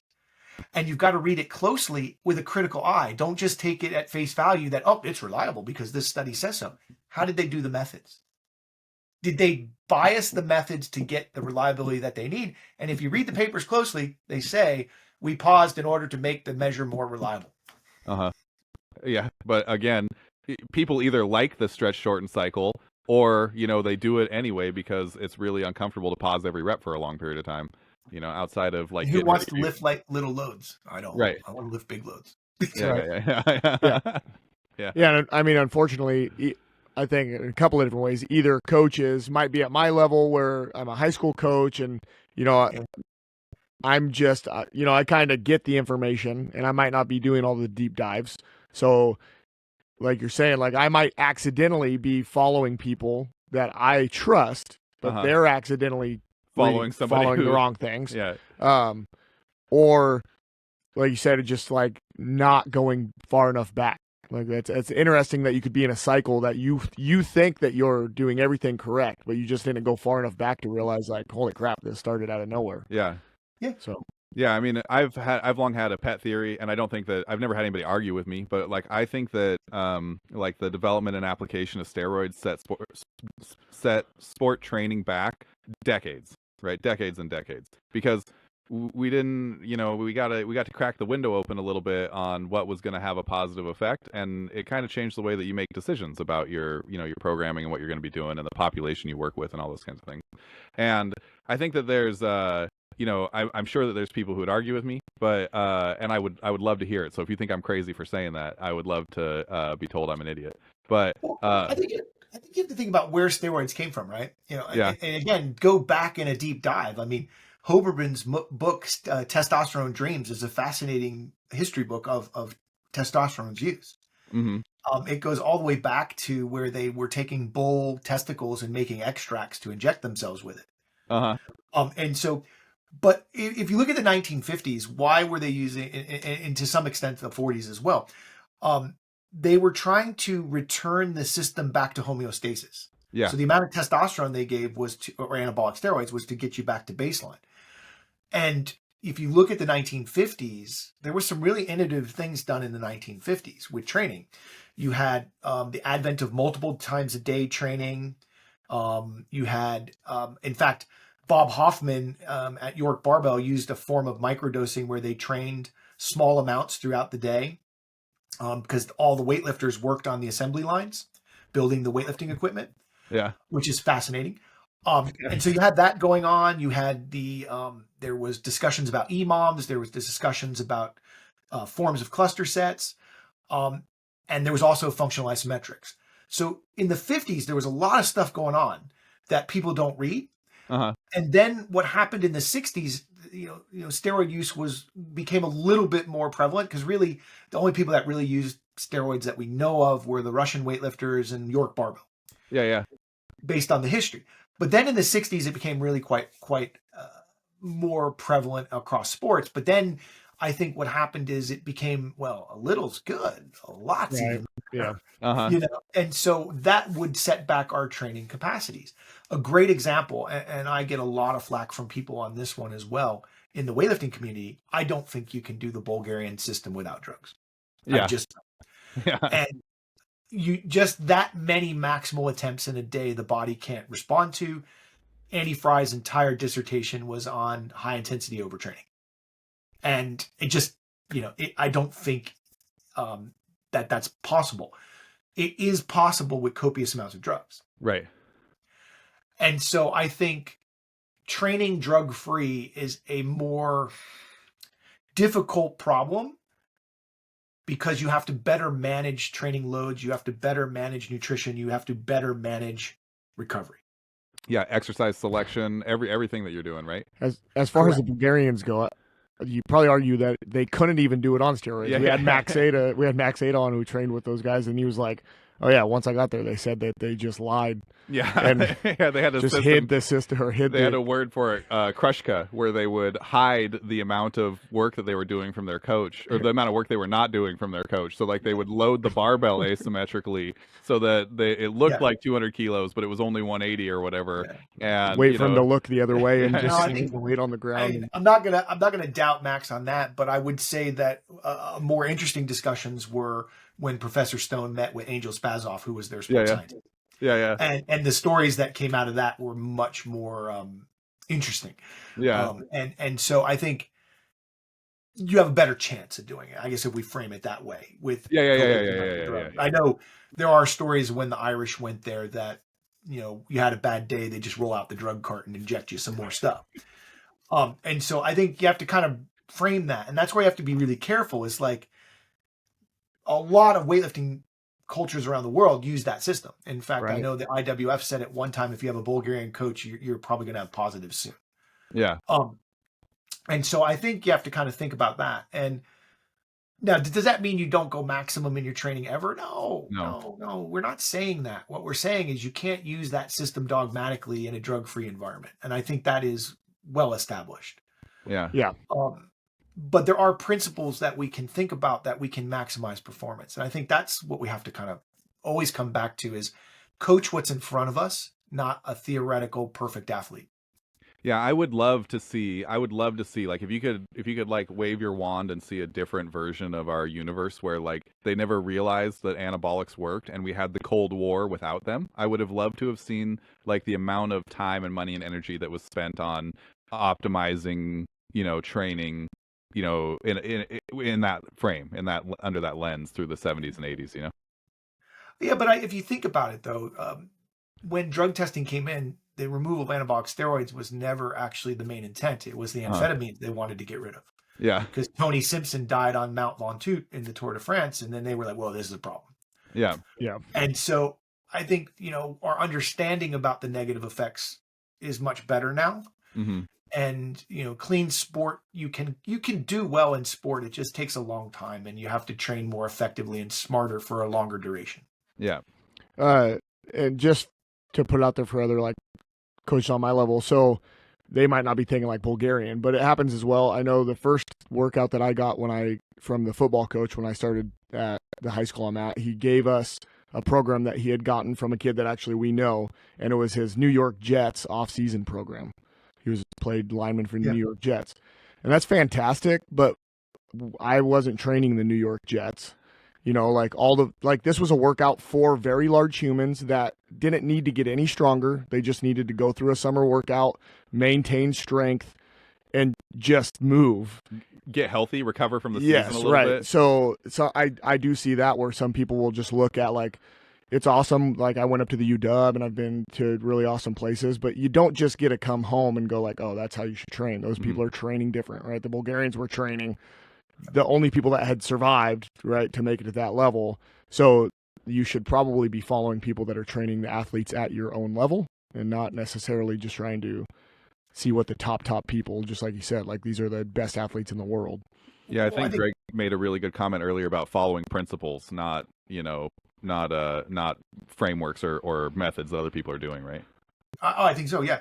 I mean, we know certain things, and so, but I'd also go back to another way that I look at it as well.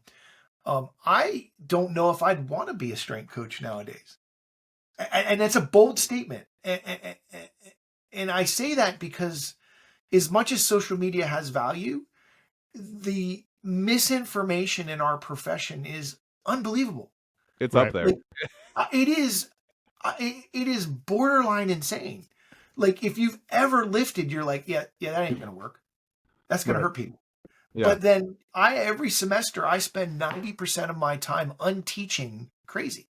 Yeah. And people are very dogmatic. I know the velocity thing is a space that we are really struggling to convince people is not the panacea of all your answers to all your problems. I know Professor Stone and I have talked about this ad nauseum. It's one of the few things that we actually talk regularly about. And he's actually got young staff that are fighting with him on this, that they're trying to tell him he's wrong. And he's like, but look at the literature. And they're just like, oh, you're old, you need to retire. I'm like, what? And I look at it like, we've got to go back to first principles. And what are our bedrock principles? You want to get stronger, you got to lift heavy things. You can't lift max every day, so you got to vary intensity. You've got to do gross basic movement patterns. You know, a squat is going to make you stronger than a goblet squat. Right. You know, I think you have to look at loading principles. Does that mean a goblet squat is bad? No. If I'm working with high school kids, yes, I'm using a goblet squat. Why? Because I want functional movement. But I'm not going to train my super elite athlete as my main strength exercise, a goblet squat. Yeah, goblet they can't hold a big enough kettlebell. Yeah. It's a great spot to learn. It's great to you can start anybody on a goblet squat. It's going to look you'll get them to be able to squat way faster in an effective manner. Absolutely. Right? But it has a ceiling, and the ceiling comes pretty fast. Front loading a 600-pound kettlebell or something like. Yeah. But I think this is where we've really gotten into the world of weird, is that we are forgetting there is a progression over time. Like I see programs every semester from my students, and I'm like, I've given you an athlete to write a program for. They have a 200-kilo squat, and you're giving me a goblet squat as a training exercise? Yeah. Is that going to be a training load for this person? No, it's not. Is it a bad exercise? No, it's a great exercise. I love goblet squats, but it's not a main training exercise. Right. And I think we have to kind of think about that. Yeah, it's like you said earlier, right? It's tools. Like, what is the right tool for the right job, right? Like, when you need a bigger wrench, you don't go back to goblet squats, you get a bigger wrench, right? Yeah, exactly. But also I would look at, okay, why are we in the weight room? Yeah, to get bigger, to get stronger, to learn skills. To get stronger. Yeah. We're not in there to be a better rugby player. Right. We're there to build the capacity to be a better rugby player. Which I think is an important conversation that people need to be honest with themselves I was going to say that concept right there probably is one of the reasons we started this podcast. Is just the annoyance of what is the weight room like. So for me, for us, like I would say average 50 minutes with the kids. Like, okay, do we want to get I think we should be getting stronger in those 50 minutes. And if you keep bleeding in other things that you could probably take care of during practices, like 30 minutes a day it's tough to get a lot of gains off 30 minutes a day. Think about back to our conversation about warm-ups. That's why Ian Jeffries uses the ramp warm-up protocol, because on the pitch, you can fold in specific things that take away from your weight room time. Yeah. And use them as warm-up activities. So I'm trying to convince my students that we're in the weight room to build capacity. We're not in there to try to mirror the sport. And we shouldn't be coaching the sport, because the sport has coaches. I'm a strength coach. I'm there to build the capacities and give my coach the athlete prepared to do what he or she needs. Yeah. And I think that's the important thing to think on. And I don't know where this modern fear of strength has come from. Strength is important, and it underpins performance. We did a wonderful study, Bill Sands, Mike Stone, and I, that we tried to quantify the amount of strength you needed to do an iron cross. If you don't have the strength development capacity, you can't do the technique. A hell of a lot. It's impossible. Yeah. And you could extend that to almost any sport. You know, stronger people run with different running mechanics because they can. Yeah. Stronger people can cut on an American football field differently. Yeah. They can jump cut. Quade Cooper tried to jump cut down here in Australia back in 2012, and he blew out his knee because his leg strength wasn't there. It was a non-contact injury. Jump cut, blew out his knee. Yeah. That just tells me his legs are weak. So I think you have to think about that. And so what are we trying to build? What are we trying to correct? And it's not just about injury prevention. I know Coach Clive Brewer from Notre Dame often says, train for performance and injury will take care of itself. Yeah. I mean, it's a small sample size, but I guess he was our last, 2 football coaches ago. He was very big into the weight room, and the overall strength of the football team went drastically up, and the injuries almost all disappeared. Besides the freak, like the real injuries, broken this or torn that. Right. Like, Contact injuries, you'll never yes, get rid big hits, and it's football, and there are things, and oh my gosh, it was so drastic. Like, and it was like, holy cow, it was awesome. My wife had the same thing. She when she took over the professional netball team here, women's netball in Australia has some of the highest injury rates in sport. Like it's ridiculous. She had 2 contact injuries in one season. That's it. And Yeah. it was someone landing on someone else's foot and rolling their ankle. Yeah. Right. And they didn't know what to do. And she's like, well, we got them stronger. Yeah. Yeah. I mean, and it was like the program was like, I'm like, this is so basic. It's not funny. It was like squat something, pull something, lift something, press something.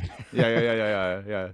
It was so simple, but that I think gets to a point that I think a lot of people need to think about. Overcomplicated programs don't always work, and simple, basic things done really, really well will get you really far. Will you? We're coming. I got one more question that I really want to ask you before we get done for today. But I'd really love it if you came back on because I feel like we have like 4 more conversations that we should have. We could. Yeah, That's cool, fine. awesome. I actually thought in my head, I was like, God, I wish I was rich enough that I could just have Greg walk behind me. Yeah. And anytime somebody says something stupid, like, Greg, tell him tell what's this idiot. happening. Okay, so the one last thing I want to get done before we get out of here today, because we're going to start stretching the attention span of viewership, but we've talked in this thing about, like, you know, nothing's new, right? Like the kind of the elements of CrossFit, you know, if we look back in the lens of history, we see it a few times, you know, in different training programs throughout the years. We talked about, you know, injury prevention. If we look back in the lens of history, we see that a few times. I remember when I first started training, reading studies from like the 1930s that are still frequently referenced in the backbone for research and, you know, in work that people are doing today. So when we want to turn our, and you mentioned the Stark Center in Texas, right? Yep. Everybody should go to the Stark Center and learn a little bit of history.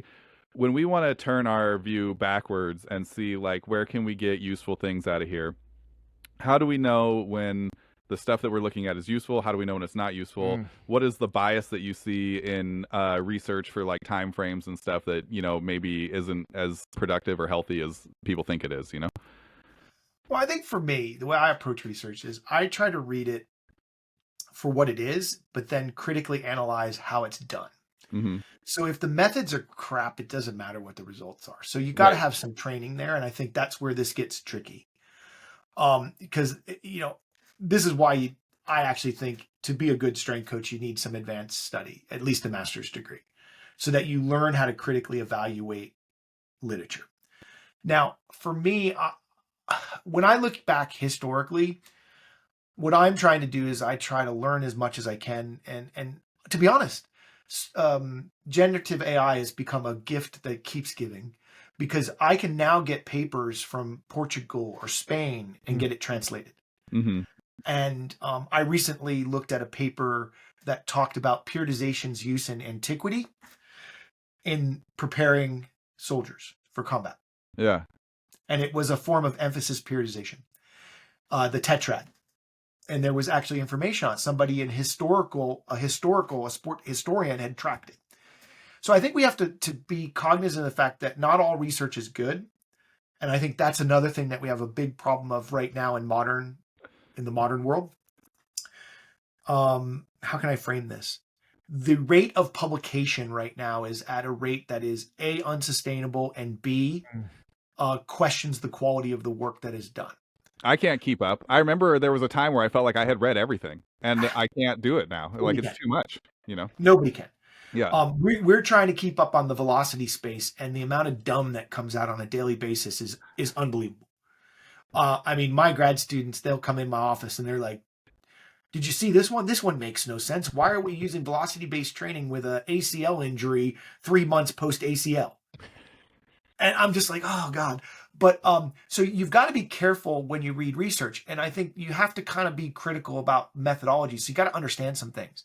And that's on us as scientists and professionals. We've got to start writing papers that explain things better, like summary papers. And this is why I think, you know, SCJ, Strength and Conditioning Journal, the International Collegiate Strength and Conditioning Association, or Coaches Journal, or whatever that one is, that's where this important stuff needs to be, where scientists actually translate it, not for other scientists, but for coaches, so that the high school coach can pick it up and look at it and go, all right, this is from a source that we trust, like the NSCA, the UKSCA, the ASCA, or the major governing bodies. I think that's number one. But from a history perspective, it is mind bending to me how much we've forgotten. Mm-hmm. And because right now, like, I'll give you one. Isometrics are the big rage right now, right? Everybody's talking about them. Isometrics. Do you realize in the 1950s, isometrics was one of the hottest topics in training? Yeah. In fact, York Barbell sold a functional isometric rack that I was able to work with Jim Nuzzo to find the actual patent for. Yeah. And there's a whole book by Bob Hoffman on how to do isometrics. And then Pat O'Shea at Oregon State did a series of studies on functional isometrics. And it was all published in the early NSCA journal. Yeah. Go ahead. Go ahead. I was just gonna say, our coach was a bodybuilder in the 50s and early 60s. Like, that was how he fell in love with the weight room. He was real big on isometrics, real big on it. He had all the tips and tricks, and it was funny because there wasn't anything in his filing cabinet about it. You know what I mean? It was all from when he was young and getting into it. That was the style at the time. But the modality is very different than what's being promoted now. Now it's just isometric. There it was, you had a dynamically loaded bar that you moved 5 centimeters into an isometric. Yep. And you changed the percentage of load on the bar. Yep. And because of the way the rack was made by York Barbell, you could do any position in a weightlifting movement. Mm-hmm. So you do one at the top pull, you do one at the bottom pull. All those things are forgotten the time. I just did a lecture on it for my students because they're all into isometrics at the moment. I'm like, yeah, but that's not the best isometrics. They found it in the 1950s and the 1980s and 70s. And then we can look at, what's the big rage right now in sports science? Vertical jump testing, right? Big thing, right? Yeah. I have a book from 1886 with vertical jump testing with them doing a force timer. Yeah. And how to analyze it. Not new. Now, our technology is better and we can do it more rapidly. But I would argue that, for example, the 1980s is probably the heyday for sports science in the sense that really good work was done at a very slow pace. So the works of K.O. Hakkinen, who I am blessed to call a mentor of mine, he's been a good friend of mine for over a decade now. He did seminal work and he did it well. And it's lost to time because people aren't looking at it. And if you look at, like, for example, he showed very clearly taking a training session and splitting it in 2 in a day, better results. Same workload, better results. Why? Because you recover faster. Yeah. Shouldn't be surprising if you know anything about humans. Right. But people forget it, and they try. And a lot of young sports science students and researchers are replicating work that's already been done and not even looking at that work. Yeah. And I think that's part of the problem. So I think we have to kind of be cognizant that nothing is new. Stone used to have a sign on his door that said, if you have an idea, somebody's either already done it or is doing it. Yeah. Yeah. So get moving, work faster. So I think we have to look at that. And I think it's really about being critical. Just because someone who has a lot of social media followers or is famous says it doesn't mean it's right. I always tell my students, I'm going to give you information. Check me. Yeah. Go read the references I'm quoting. See if my interpretation is right. And if it's not, let's have a discussion. It's the best thing too when you find out that you're wrong. Like, I think that's something that a lot of people want to shy away from. Like, they want to be the expert and they want to be the coach and they want to know. But man, when you find out that you've been doing something wrong and it can reframe the way that you view your training, it can be revolutionary for you. So it's a really great thing to get that feedback as a coach or as a mentor or teacher or whatever. Yeah, I mean, unfortunately, the wrong part, I think, right now, what you're seeing is, and kind of a space that we're starting to fill right now, right, is how are we going to get followers? Because followers is going to make this a viable business, right? And you can't really get followers by saying the same thing. Right. I got to say something new and be on the front edge. And it's not real hard to go get a CSCS, right? Like, it's knowledge we already have. And it's like, I've already had that in the past. I just happen to have a job that I didn't need to continue that stuff. But we can get fancy things and say lots of cool stuff and get followers. But it's probably going to be by going against the shit that we actually know is worth, but that doesn't sell. Yeah. It doesn't sell. I'm not going to mention names. You could go on social media. There's a guy on there that does some really crazy stuff, and Mike Israel keeps calling him out. I laugh because Mike was one of a lot of people don't know that Mike Israetel studied with Mike Stone. Oh yeah. And so Everybody said he was Mike Stone, except he's for me. actually well trained. Yeah. And but fundamentally, I agree with you. That's part of the problem is in the current environment of social media, it's not the most shocking thing gets the most attention. Right. Mm-hmm. The most radical thing gets the And most that's how attention. kids have been, right? That's just how the kids' brains are trained right now. Yeah. Like, Well, how many times do you see like a 6-week or a 12-week transformation as like the program goal or whatever? And it's like, man, you want to be great. It's going to take you 10 years. Like you got to be bought in for the long haul if you want to be great. Absolutely. I've been all over the world and I've been blessed to watch people train. It's been really cool. Like I've been in Spain, watched Lydia Valentin train at the training center, talked to their coaches. I've been in China. I've been in Taiwan, been in Japan, been to England, obviously the US. I've been all over the world. And it's funny to me because when I talk to the very elite weightlifting coaches, no matter what country I'm in, you're not a real weightlifter till you're 5 to 6 years in. Then we can start training you. Yeah. And it's hilarious because even when I was training my athletes at here at Edith Cowan, and we hosted the International Conference of Strength Training in Perth. Dietmar Schmidtbleicher came down from Germany. He came up to visit because he's a friend of mine, and he was watching my athlete train. He goes, "How long have they been training?" I'm like, 5 years. He's like, "Oh, not real athletes yet." Yeah, babies. And I just laughed because I had been telling my students that like multiple times. And here is Dietmar Schmidtbleicher, one of the icons of our field, basically reinforcing what we're trying to teach. Yeah, I agree with you. It's a long journey and it takes a long time, and it's consistent work done well over time that gets you there. And I think it gets back to that social media thing. And I hate to get on a soapbox about it, but do you ever really see people not put amazing PRs on social media? The way you look at social media, you expect to get a PR every day. Right. Well, and I know people are actually hungry for that authenticity. Like I know I used to post training on Instagram, and when I posted like a fail, like I just got pinned under this bench press, I get 10 times as much engagement from people as succeeding the things. Like they actually want to see what the real process is. Yeah. People are hungry. They want to see reality. Yeah. And I used to like Maddie Rogers was really good about that from USA Weightlifting. Yeah. She used to put her bad days on there, and there was way more bad days than good days. Of course, right.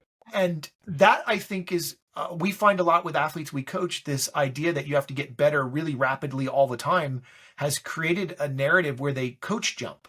Yeah. Yes. Where they move from coach to coach. And every time you go to a new coach, of course you get better because the methods have changed, the stimulus has changed, the environment has changed. But that's like, serial dating. Everybody loves someone they're dating for the first 3 months. It's can you stick with somebody for the long haul? Uh-huh. And I see that a lot. And those athletes don't grow and develop the way they should because they're moving coaches too frequently. And I think that's problematic as well, because I always talk about weightlifting context. Every 2 years, the first 2 years is the honeymoon phase. Everything's great. You basically trip over a rock and get a PR. But then you have the slowdown. And then we've got to really start to think about training. Then you go another couple years, and then there's another slowdown. And at every one of those slowdowns, you either have athletes that push through or you lose them. Yeah. And I think some places, I know we are here in a rut where we're losing athletes every 2 to 4 years because they expected to be at the Olympics after 2 years, or they expected to be Tara Knott and make the Olympics after 4 years. Well, Tara's an exceptional athlete with a huge training base that got into a sport at the right time. Yeah. I think that's something that's really, really like you can't oversell. Like when we say it's going to take 10 years to be great, we're not saying that that you're not going to have fun along the way, or that you're not going to keep getting better, you're not going to look better, you're not going to be stronger, you're not going to feel better, all those kind of things. Like in the process, you'll continue to grow as an athlete, but you got to be in it for the long haul, and you got to know that those downs are coming, and it's not that big of a deal. Like you can keep getting stronger as long as you keep solving problems. And if you love the process, love the process, Don't love the outcome. Love the process. Yeah. And you can just do it forever. You can do it for your whole life, and it's great. It never gets old. I mean, and I'm not going to get this perfect off the top of my head, but if you look at Ed Cohn, powerlifter, right? His like second best total was like 7 years. Yeah, before his best total. Yeah. And it was only like 25 pounds. Right. It's not like he took 7 years off. Uh-huh. Shit just starts to slow down. Yeah. Yeah. Oh, and I think that's the other thing. I always tell my athletes, enjoy it while you're young. It gets so much harder as you get older. I was laughing with my wife yesterday. I was like, I think my warm-up's taking longer than my workout. Because the biggest thing I always wish I could go back in time. If I could go back in time and sit with me, I'd say 3 things. 1, don't give up on mobility work. Keep that as a main focus of your program. Absolutely. Because you lose it. When I trained with Stone, he was kind of anti-flexibility training, so we did none, which was problematic. 2, don't develop really bad eating habits at a young age when you're an athlete and you have a roaring metabolism and you could go to McDonald's 3 times a day and not gain any weight. Absolutely. That is actually what started this podcast. But yeah. And 3, don't get your self-worth from your lifting totals. Yeah. That is going to fluctuate from time to time. Mm-hmm. My wife was a better weightlifter than I was, but it gets harder. Like I'm on my 44th year of training, and things I used to, military press for sets of 10, I'm getting excited to do a power clean with. Mm-hmm. It's a bell-shaped curve. Yeah. Now at our age, I'm trying to fight the loss, not maximize the gain. And I think if you really focus on those things, I think a lot of people don't spend time doing mobility work. They don't do a good job of that. And I will throw out a compliment to CrossFitters. They tend to use a lot of mobility work around their modalities. And I find a lot of other athletes don't. Because, the first thing, if you're going to do it in the cool down, the first thing they do in the cool down is walk out the door, and so I think those kind of things and getting those life patterns in place, you're going to default to your life patterns. Like for me, my stress is when I get stressed, I reach for a Pepsi Max. So anytime I'm stressed, I got a Pepsi Max. You could basically quantify my stress level by the volume of Pepsi Max that I've drank in a day. I should get sponsored by them. But fundamentally, that's a reflexive pattern from when I was a young athlete. That's what I did. I drank a caffeinated beverage, and I don't like coffee, so it was soda. Yeah.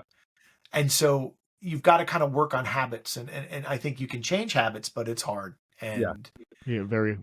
So I want to train my young athletes when I work with young people like high school level or lower. I start with building habits. So I'm going to build the habits like, okay, how do we warm up correctly? How do we cool down correctly? And hold them accountable to that habit so it becomes innate. Yeah. How do I load the bar correctly? How do I take care of the weight room? There's nothing that makes me angrier than people who abuse the weight room. Like we've just done a $500,000 renovation of my lab. And if you want to see me lose my proverbial shit, leave the lab a mess because it took us 10 years to get the university to update our facility. Yeah. And it was woefully out of date. It is now cutting edge and I would say quite amazing. And we're really happy with it. But don't abuse it. It's going to take another, they're not going to make another one for us in 5 years. Right. They're probably not going to make one in my lifetime. Yeah. Yeah, we were fortunate enough to, our community was very supportive of the high school that we work at. I feel very, very fortunate about that. I'm very grateful. And they passed a construction bond, 7 years ago or whatever, and we got a new weight room.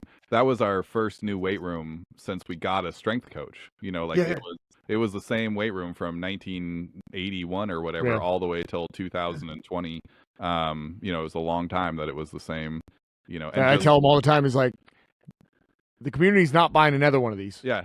Your kids are going to lift. Yeah. Maybe we'll get new bars. Yeah. But like we're not getting new racks. Like your kids are going to lift on this stuff. Yeah. And to be honest, if you take care of it, it should be fine. Yeah. It's when you abuse stuff that it's not. Now, obviously, you have your natural wear and tear. Bumper plates wear out. Yep. Bars wear out. Yeah. They wear out. The old Alicos didn't. Yeah. The AIS has Alicos from the 1980s that they still use that are the best bars they have. They probably weren't modern thinking. Stuff. Yeah, they probably weren't thinking of the fact that they want to resell you something. Yeah, but that's probably it too. But fundamentally, though, if you take care of things, you maintain things, you get a longer life out of them. But also, I also look at it this way. Sometimes I've gone into work with rugby teams and I look at the state of their weight room. And something I learned from Lauren Landau, I look at the state of their bathrooms. And I can tell from looking at how they take care of the bathroom, like if it's a mess. Yeah. And how they take care of the weight room if they're a team that is attentive to detail. Yeah. If you're not attentive to detail in the bathroom, how are you going to be attentive to detail on the pitch? Yeah, I mean habits, right? You just said it. Humans are 99% habit. You're gonna do what you did. It shows a lot. Habits, pride in the, Mhm. you know what I mean? Pride in the. My office is in a locker room, so I can see I can see which coaches emphasize that on the quality of when I walk in the morning. What does the floor of the locker room look like from the sport the night before? That's when I took over for Stone at App State. He had started the initiation to build a new strength lab, and it was going to be his first lab there. I finished it. But the thing that I loved that he did, my office was in the lab. Yeah. And I could look out to the research lab and see everything. And it was a training lab. So a weight room. And having that connection, I have never, anywhere I've ever worked since that job, have I had an office where I have that capacity to see my students daily in their office space and the lab.